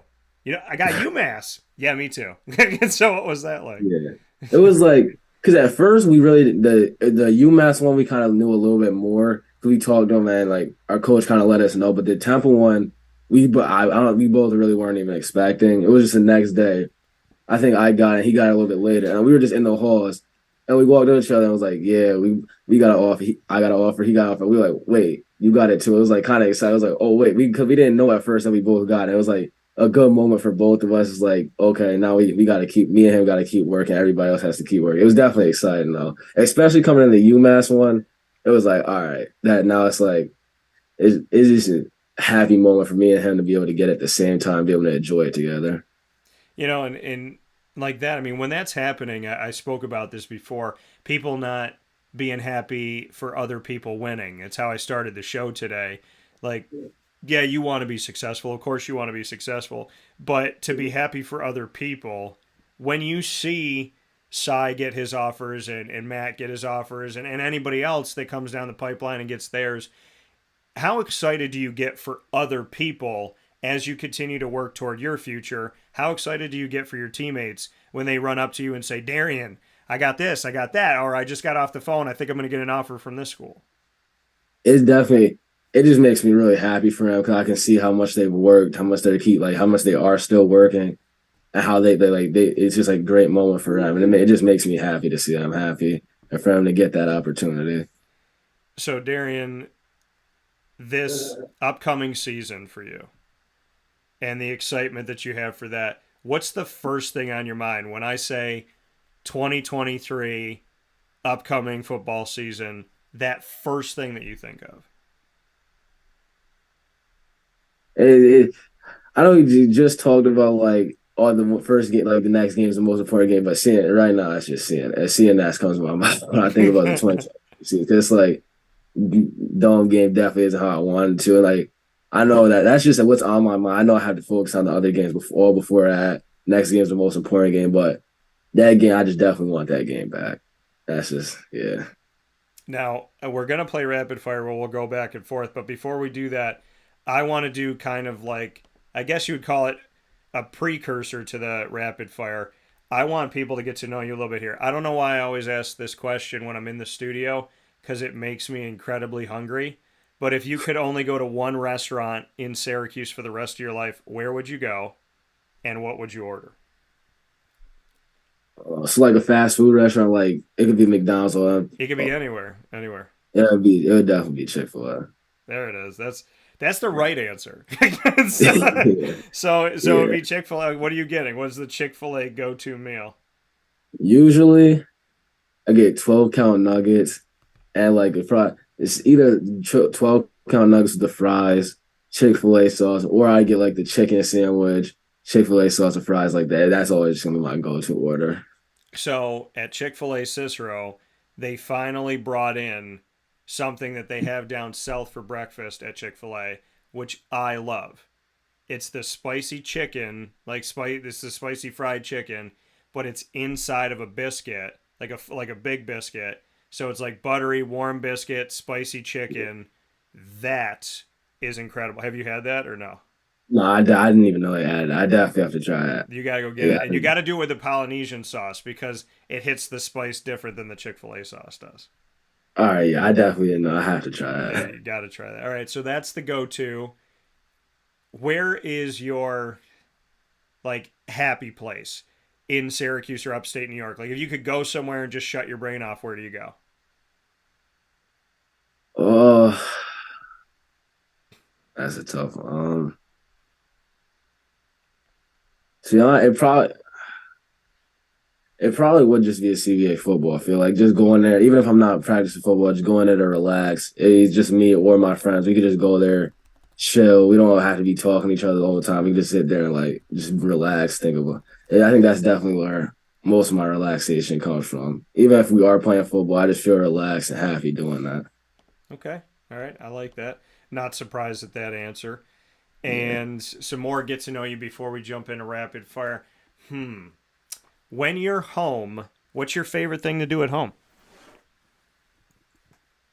Usually, see, I used to play my PS5 a lot. I just kind of drifted off of that a little bit more with school, a lot of school, football, track. I don't really do it anymore. So I think definitely would just be either just sitting in my room, just chilling, or being out in the living room with my mom and stuff, watching movies, stuff like that. What's the best advice mom's ever given you? Best advice. I think my mom's best advice is to like she's everything not to like care about what anybody else is doing, just focus on what I'm doing, like in life, like when it comes with anything, like schoolwork, I see somebody doing a little bit better than me. Football, I see somebody doing a little bit better than me. Just don't focus on that. Just focus on me and me as a person. Don't compare myself to anybody else. Just compare myself to me and keep getting better. Your mom's a smart person. That's Yeah. good advice. And the last one is to get to, before we jump into rapid fires, to get to track. Bring me into track because you have had success and very recently third in the entire state of New York for Division II in the 200, sixth in the entire state of New York for Division II in the 100. Bring me into this recent success and just everything that's gone on. And first and foremost, congratulations. Thank you. So I think starting off last year, ninth grade, it was I started off with indoor. It was my first time ever doing track. I started off with indoor. It was okay in that. I ended up making state quals, but not running at state quals because I had a problem with my hip. And then going to outdoor season, it was definitely like, okay, I could definitely tell I was getting faster. But then there was still a lot of kids in front of me. Since me just being a freshman, there was a lot of kids in front of me that were pretty fast. Like I remember Sam Mellinger, some other Jason, some other kids that are like, okay, dang, they're pretty fast. But then even with me having a good season, making it to states, me going to states then though it wasn't too good. Yeah, I did. So that's why coming in this year, looking back at last year, this year I didn't play. I didn't do track and indoor because I had problems with my hip coming off the football season, and then like going right into track would have hurt a little bit more because it's all working the same muscle. So I just chose to do basketball instead. I ended up breaking my wrist with that. But then going into the outdoor track season, it was like, okay, I definitely want to get faster for football. I definitely want to come back from last year, coming like 30th and this track stayed me. So this whole season I was pretty much just working on getting faster. I think this year actually my 200 was a lot more powerful than my 100. Like last year, ninth grade, my 100 was like, all right, that's just gonna be my main race, better than the 200. But I think as my stamina increased, I ended up getting like a whole second down from last year. Like my last year's time was 22.99 and I got it down to 21.98.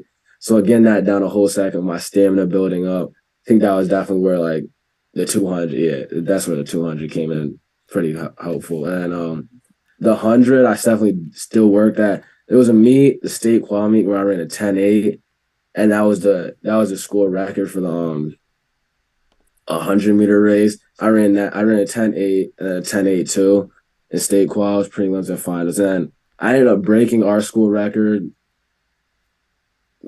4 different times because there was one first meet at sectional I ran a 22.35. Again at state quals I ran a 22.34, I think. And then it was at the states for prelims, I ran a 22.11. And then the next day I ran a 22.98. So that was definitely a great accomplishment to keep breaking the record in such a little bit of time.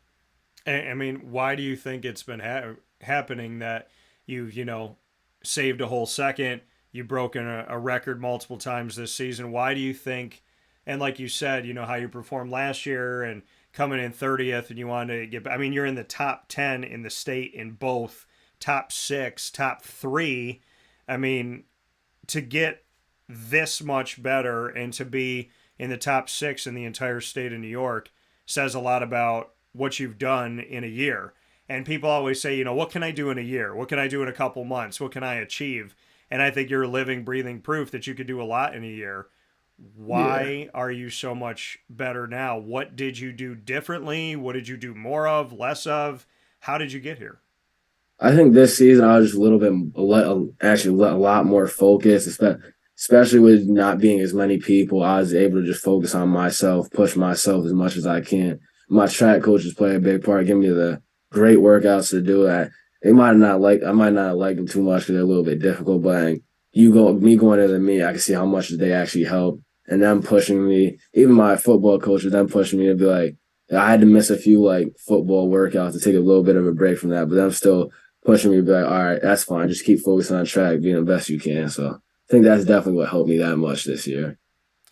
How much faster can you get? I just see next year, I think as I keep getting strong, I think by senior year, as I keep getting a little bit stronger, putting on a little bit more muscle, I don't know how that's going to affect me. If that'll make me stronger to get through a race or maybe like lose a little bit of a step. But I think definitely by senior year, my goal is for 100 to at least get down to a 10.3.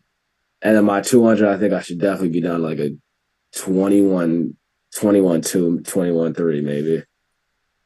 Well, I think I definitely get a lot faster. It's just gonna be me putting on weight, putting on muscle to see if that'll like help me, or maybe me getting that much weight will take a little bit of a step off.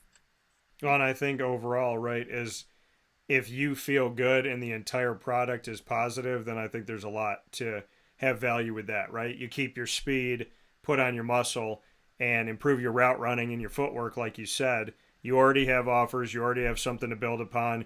You already have records broken in the track world at CBA. There's so much success that you can already look back to and understand that if you're having one of those adverse moments, tough moments, that adversity has born who you are today, and who you become tomorrow is going to be based off of how much you appreciate what you've done and how well you respond to adversity from here. And I think, sky's the limit for you at this point.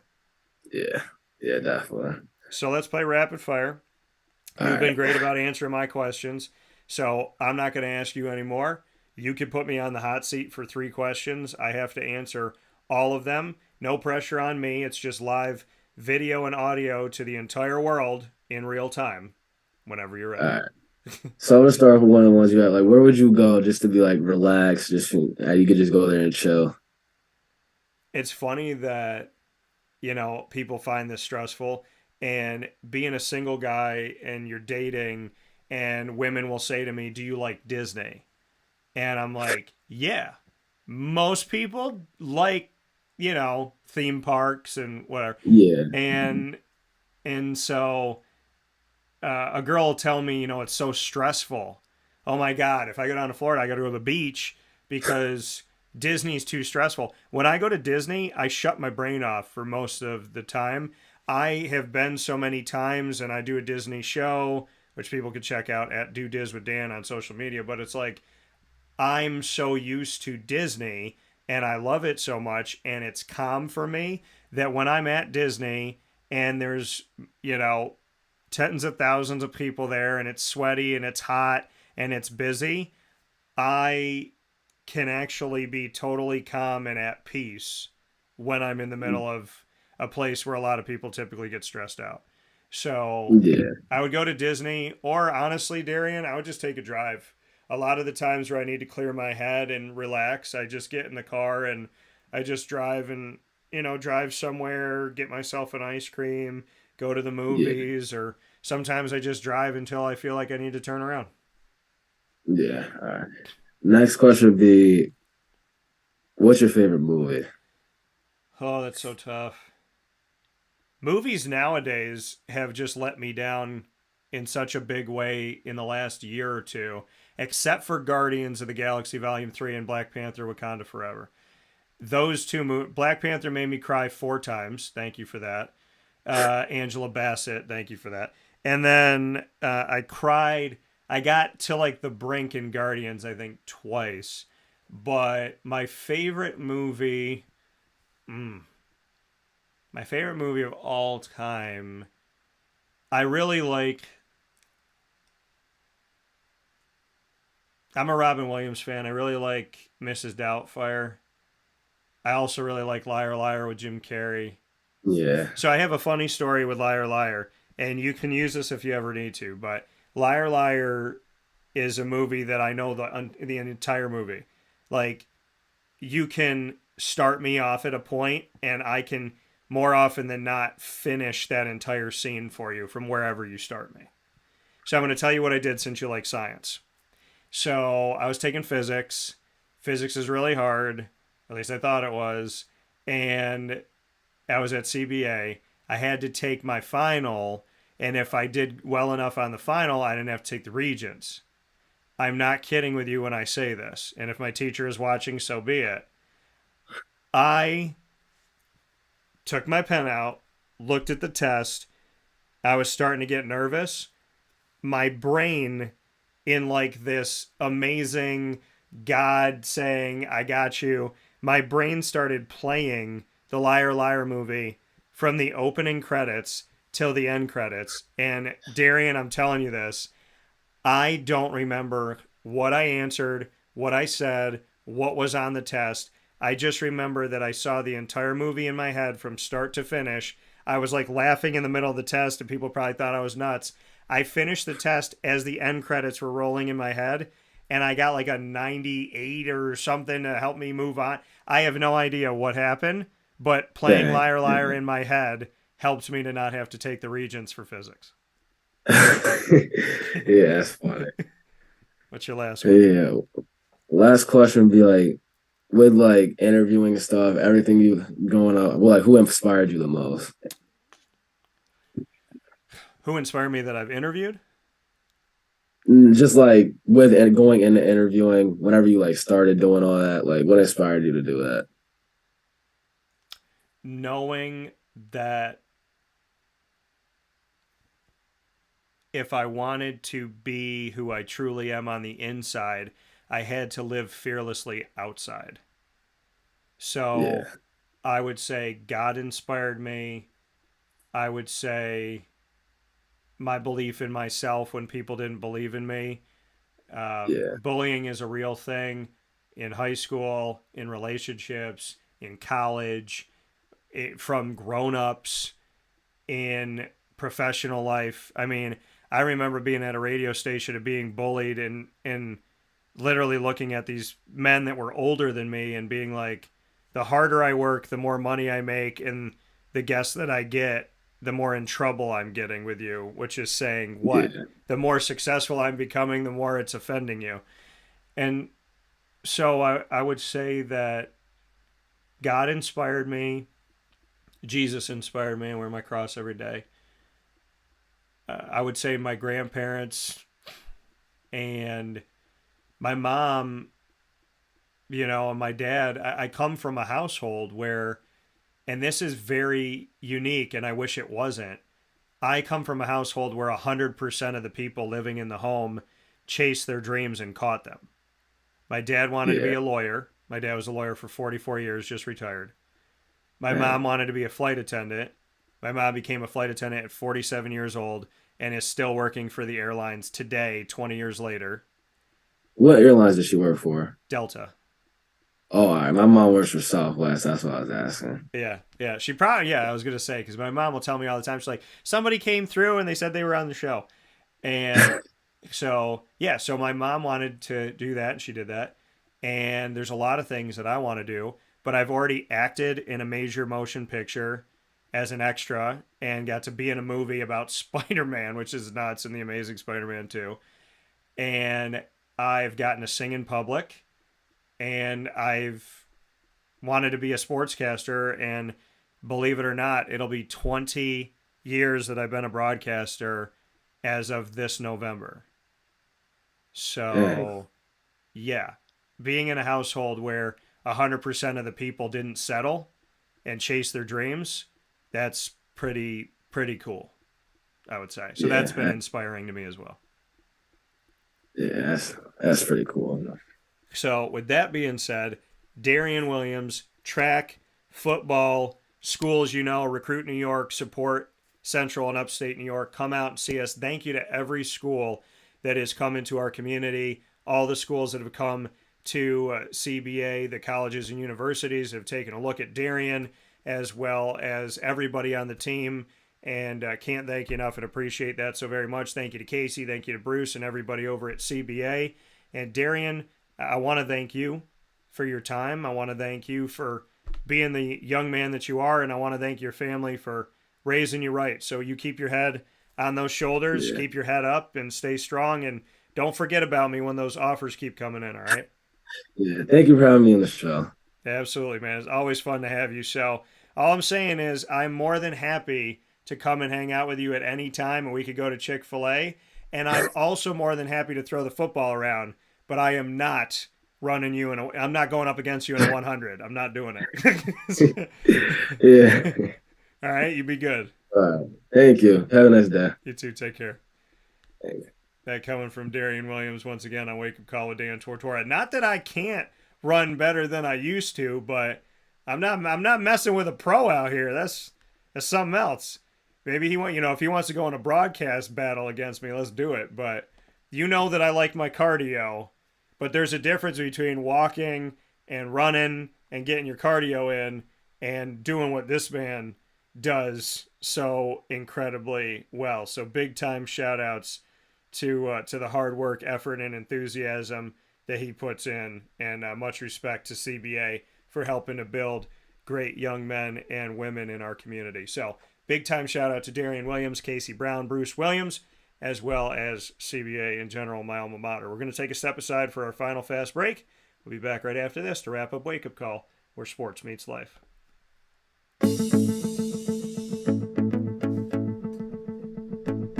Avicoli's, located on the corner of Route 57 and Wetzel Road in Liverpool, New York, has been your trusted neighbor for decades. Located just steps from Liverpool High School, we're happy to have the Liverpool Warriors on-site, on-location broadcast at Avicoli's through Wake Up Call with Dan Tortora every single month, featuring student athletes, coaches, and administration throughout the year from Liverpool High School. Head out to Avicoli's today on the corner of Route 57 and Wetzel Road in Liverpool, New York, open Tuesday through Sunday for lunch, dinner, and drinks. We'd love to see you out there. And of course, you can call them at 315-622-5100 for takeout, delivery, and catering. That's 315-622-5100. And also find them on myavicolis.com. That's myavicollis.com.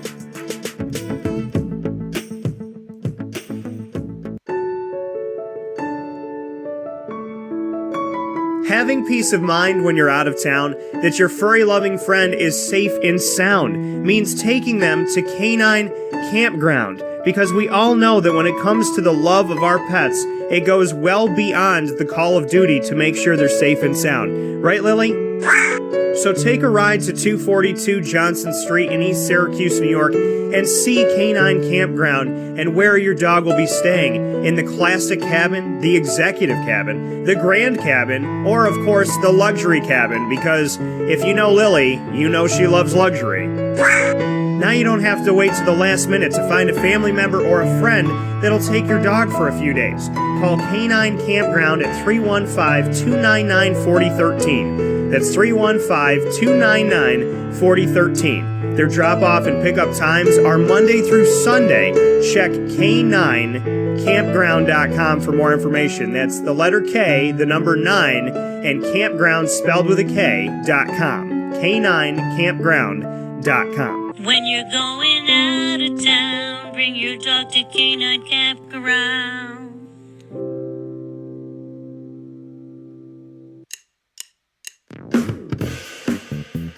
PB&J's Lunchbox, the food truck that you love finding all throughout central and upstate New York, now has a street-side cafe. So when you're craving their traditional favorites as well as their out-of-box amazing menu items, you can now head to 663 Old Liverpool Road in Liverpool, New York. Located just minutes from the highway, the Thruway, Destiny USA, and Onondaga Lake Parkway, PB&J's Lunchbox Street-Side Cafe is there for you Monday through Saturday from 9 a.m. to 7 p.m., serving breakfast, lunch, and and dinner all throughout the day. Get breakfast for dinner, dinner for lunch, whatever you fancy, including their award-winning grilled peanut butter and jelly sandwich. Find them at 663 Old Liverpool Road in Liverpool, New York. PB&J's Lunchbox, where we love to know what's in your lunchbox.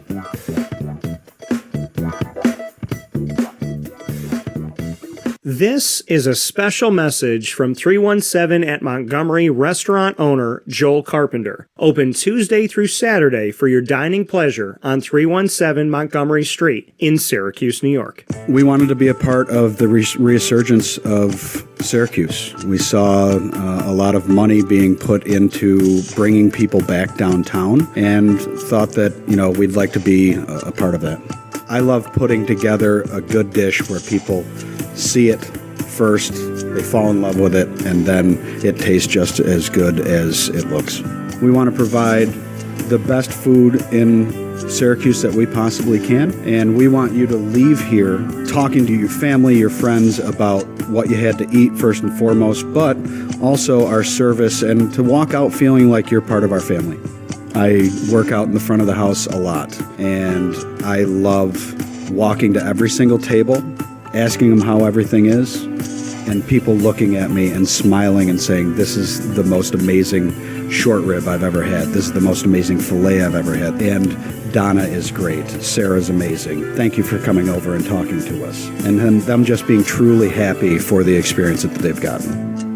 317 at Montgomery Restaurant, part of the fabric of downtown Syracuse, located on 317 Montgomery Street in Syracuse, New York. Open Tuesday through Saturday for a unique and memorable dining experience.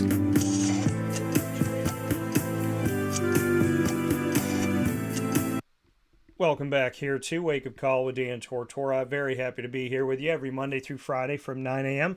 to 11 a.m. Eastern Time on Facebook.com and YouTube.com, both /WakeUpCallDT, and of course on WakeUpCallDT.podbean.com.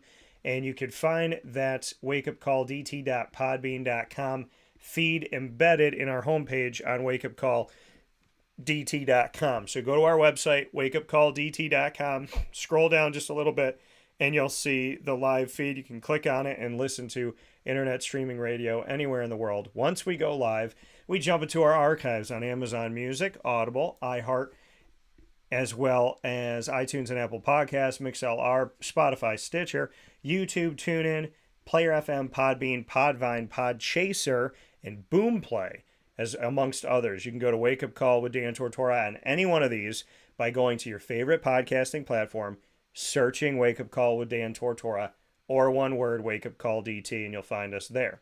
Big thanks to our incredible and wonderful partners, Carvel DeWitt, the Wildcat Sports Pub, PB&J's Lunchbox, Chick-fil-A Cicero, and Chick-fil-A Clay, Great Lakes Honda City, 317 at Montgomery Street. The name of the restaurant is the name of the location.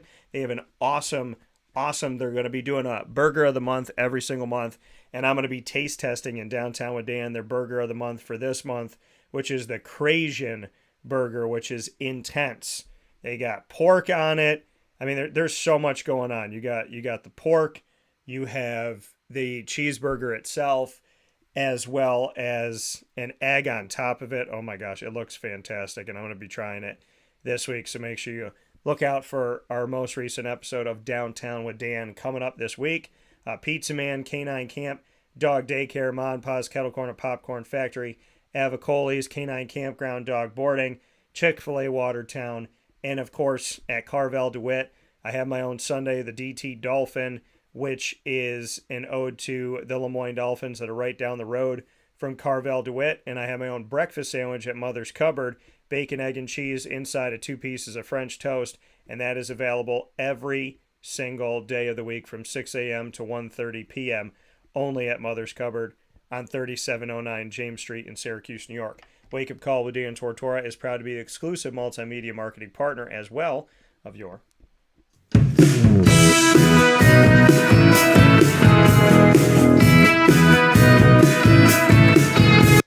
Lemoyne College Dolphins. It's Fins Up every single month on Wake Up Call with Dan Tortora with AD and DT, featuring Athletics Director Bob Beretta and myself, Dan Tortora. And of course, every second and fourth Wednesday, we'll have the Dolphin Dive diving into the stories of student athletes, coaches, administration, future Dolphins, and alumni.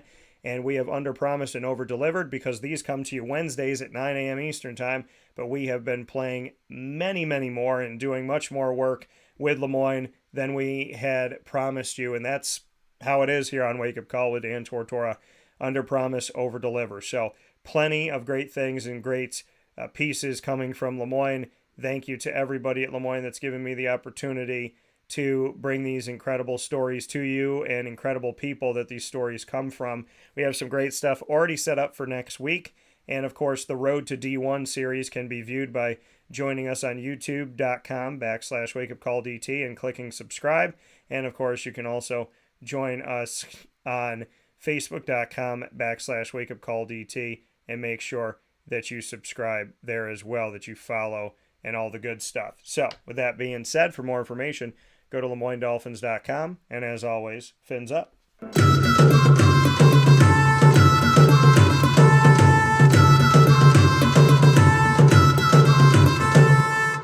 Wake Up Call with Dan Tortora is the exclusive multimedia marketing partner of your Bryant and Stratton College Bobcats of Syracuse. The Bobcats come to you every single month on Wake Up Call with fantastic stories from fantastic people in a way that they have never been covered before, in a spotlight larger than you've ever seen from Bryant and Stratton College of Syracuse. We bring this hometown team to your home with stories from student athletes, coaches, and administration. And I have the pleasure of speaking with national champions in men's and women's soccer, as well as speaking with teams that have attained a trip to the national tournament in men's and women's basketball, along with an inaugural season of the baseball team. Being a part of an inaugural season is something that you almost never see anymore these days. And so to be a part of something so unique in happening for the first time in real time has been a beautiful and wonderful thing. So I'm very grateful to Sean Peak and the baseball team for that. And we're going to have esports joining us this week on Wake Up Call with Dan Tortora for the first time ever from Bryant and Stratton College of Syracuse. So a lot of great stuff coming up. You could check out everything we do with the Bobcats by subscribing to youtube.com/wakeupcalldt, as well as by going to their page on our website, BSC Syracuse page, on wakeupcalldt.com. For more information on your Bobcats, go to syracuse.bscbobcats.com. And as always, go Bobcats. I want to thank you for being here on Wake Up Call with Dan Tortora. I want to thank my incredible and wonderful guest in Darien Williams. I want to thank Carvel DeWitt for their belief in me and for the annoying moment of the week. I want to thank Chick-fil-A Cicero and Chick-fil-A Clay for their faith in me and for our faith-based segment in Lead, Learn, Evolve, Ad-lib, and Deliver. And I want to thank the wonderful team led by Chad and Lorraine at Canine Camp Dog Daycare and Canine Kampground Dog Boarding for their faith and belief in me and their just kindness and generosity and smiles. Big time thanks to them and much love. Appreciate you and appreciate how you treat Lily. Thank you, Miss Lorraine. So, top dog of the week coming to you from Canine Camp Dog Daycare and Canine Kampground Dog Boarding. And a big thanks to all of our wonderful and devout supporters like Kevin and Greg. Greg saying to me, checking in from the nation's capital. Greg watching and listening to the show down in Washington, D.C. as he gets set to take his daughter to her first ever Major League Baseball game, the Washington Nationals going up against the Miami Marlins, and Pat Corbin from CNS in Central New York, hopefully getting to pitch, God willing, because God is good. So hopefully all the stars will align. You'll see Pat Corbin, your daughter will see her first game, and it'll all be in celebration of Father's Day. So much love and much respect. That's what I love about, not only having fans and supporters, because I appreciate that, but having fans and supporters that when you're on vacation or you're on a plane or you're somewhere with family, or you're driving and you're listening, like wherever they are, they don't make excuses. They watch and listen from work. They watch and listen in their normal daily life. And then they turn around and they watch and listen when they're on vacation, when they're going somewhere for work, when they're out of state, when they're out of the country, and when they're in the air, they're still with us. So being a fan of the show, I cannot thank you enough. Being a supporter that will be with us no matter what is going on and how busy your schedule gets, that to me, on top of you already being supportive, is beyond words. So thank you for that love and appreciation, and I send it right back to you, and God bless you all. Many thanks and much support. Please continue to support our wonderful community and our great kids in Central and Upstate New York like Darien Williams. I hope you have a fantastic day and weekend. Find us on Facebook at Wake Up Call DT, the Twitter at Call DT, and Instagram at Wake Up Call _DT. This logo means a lot. There's a reason why I wore my company logo today. This headset and microphone with the DTBM right here, this logo is my company logo, because the headset and the microphone is a very simple way of describing everything we do here and all of the shows we have. Wake Up Call with Dan Tortora in sports, Superpowered Pop in entertainment, Comic Book Trails in our travel, comic book, and collectible show, Do Diz with Dan in our coverage of Disney and helping people plan their Disney vacations, and Two Mics No Filter on dating and relationships. This shirt has a purpose today on top of the purpose it already has. And that is going to be coming to you very soon on your social media. Today, Friday, June 16th, 2023, Wake Up Call, Superpowered Pop, Comic Book Trails, Do Diz with Dan, Two Mics No Filter, and my company of Dan Tortora Broadcast Media as a whole makes history. Stay close to us on Facebook at Wake Up Call DT, Twitter at Call DT, Instagram at Wake Up Call _DT to find out exactly what I'm talking about coming up today. And as always, God bless, no stress, do your best. A happy early Father's Day to my dad, to Papa Joe, to my grandpas up in heaven, my adopted Pop and Grandpa Bill, and to dads everywhere. God bless you, and a very happy Father's Day and a happy every day, because as any good father knows, you don't work to be a good dad on Father's Day. You work to be a good dad on it every day. And as every son and daughter knows, you don't thank a good dad for being a good dad on Father's Day. You thank a good dad for being a good dad every day. I'll talk with you soon. Be well.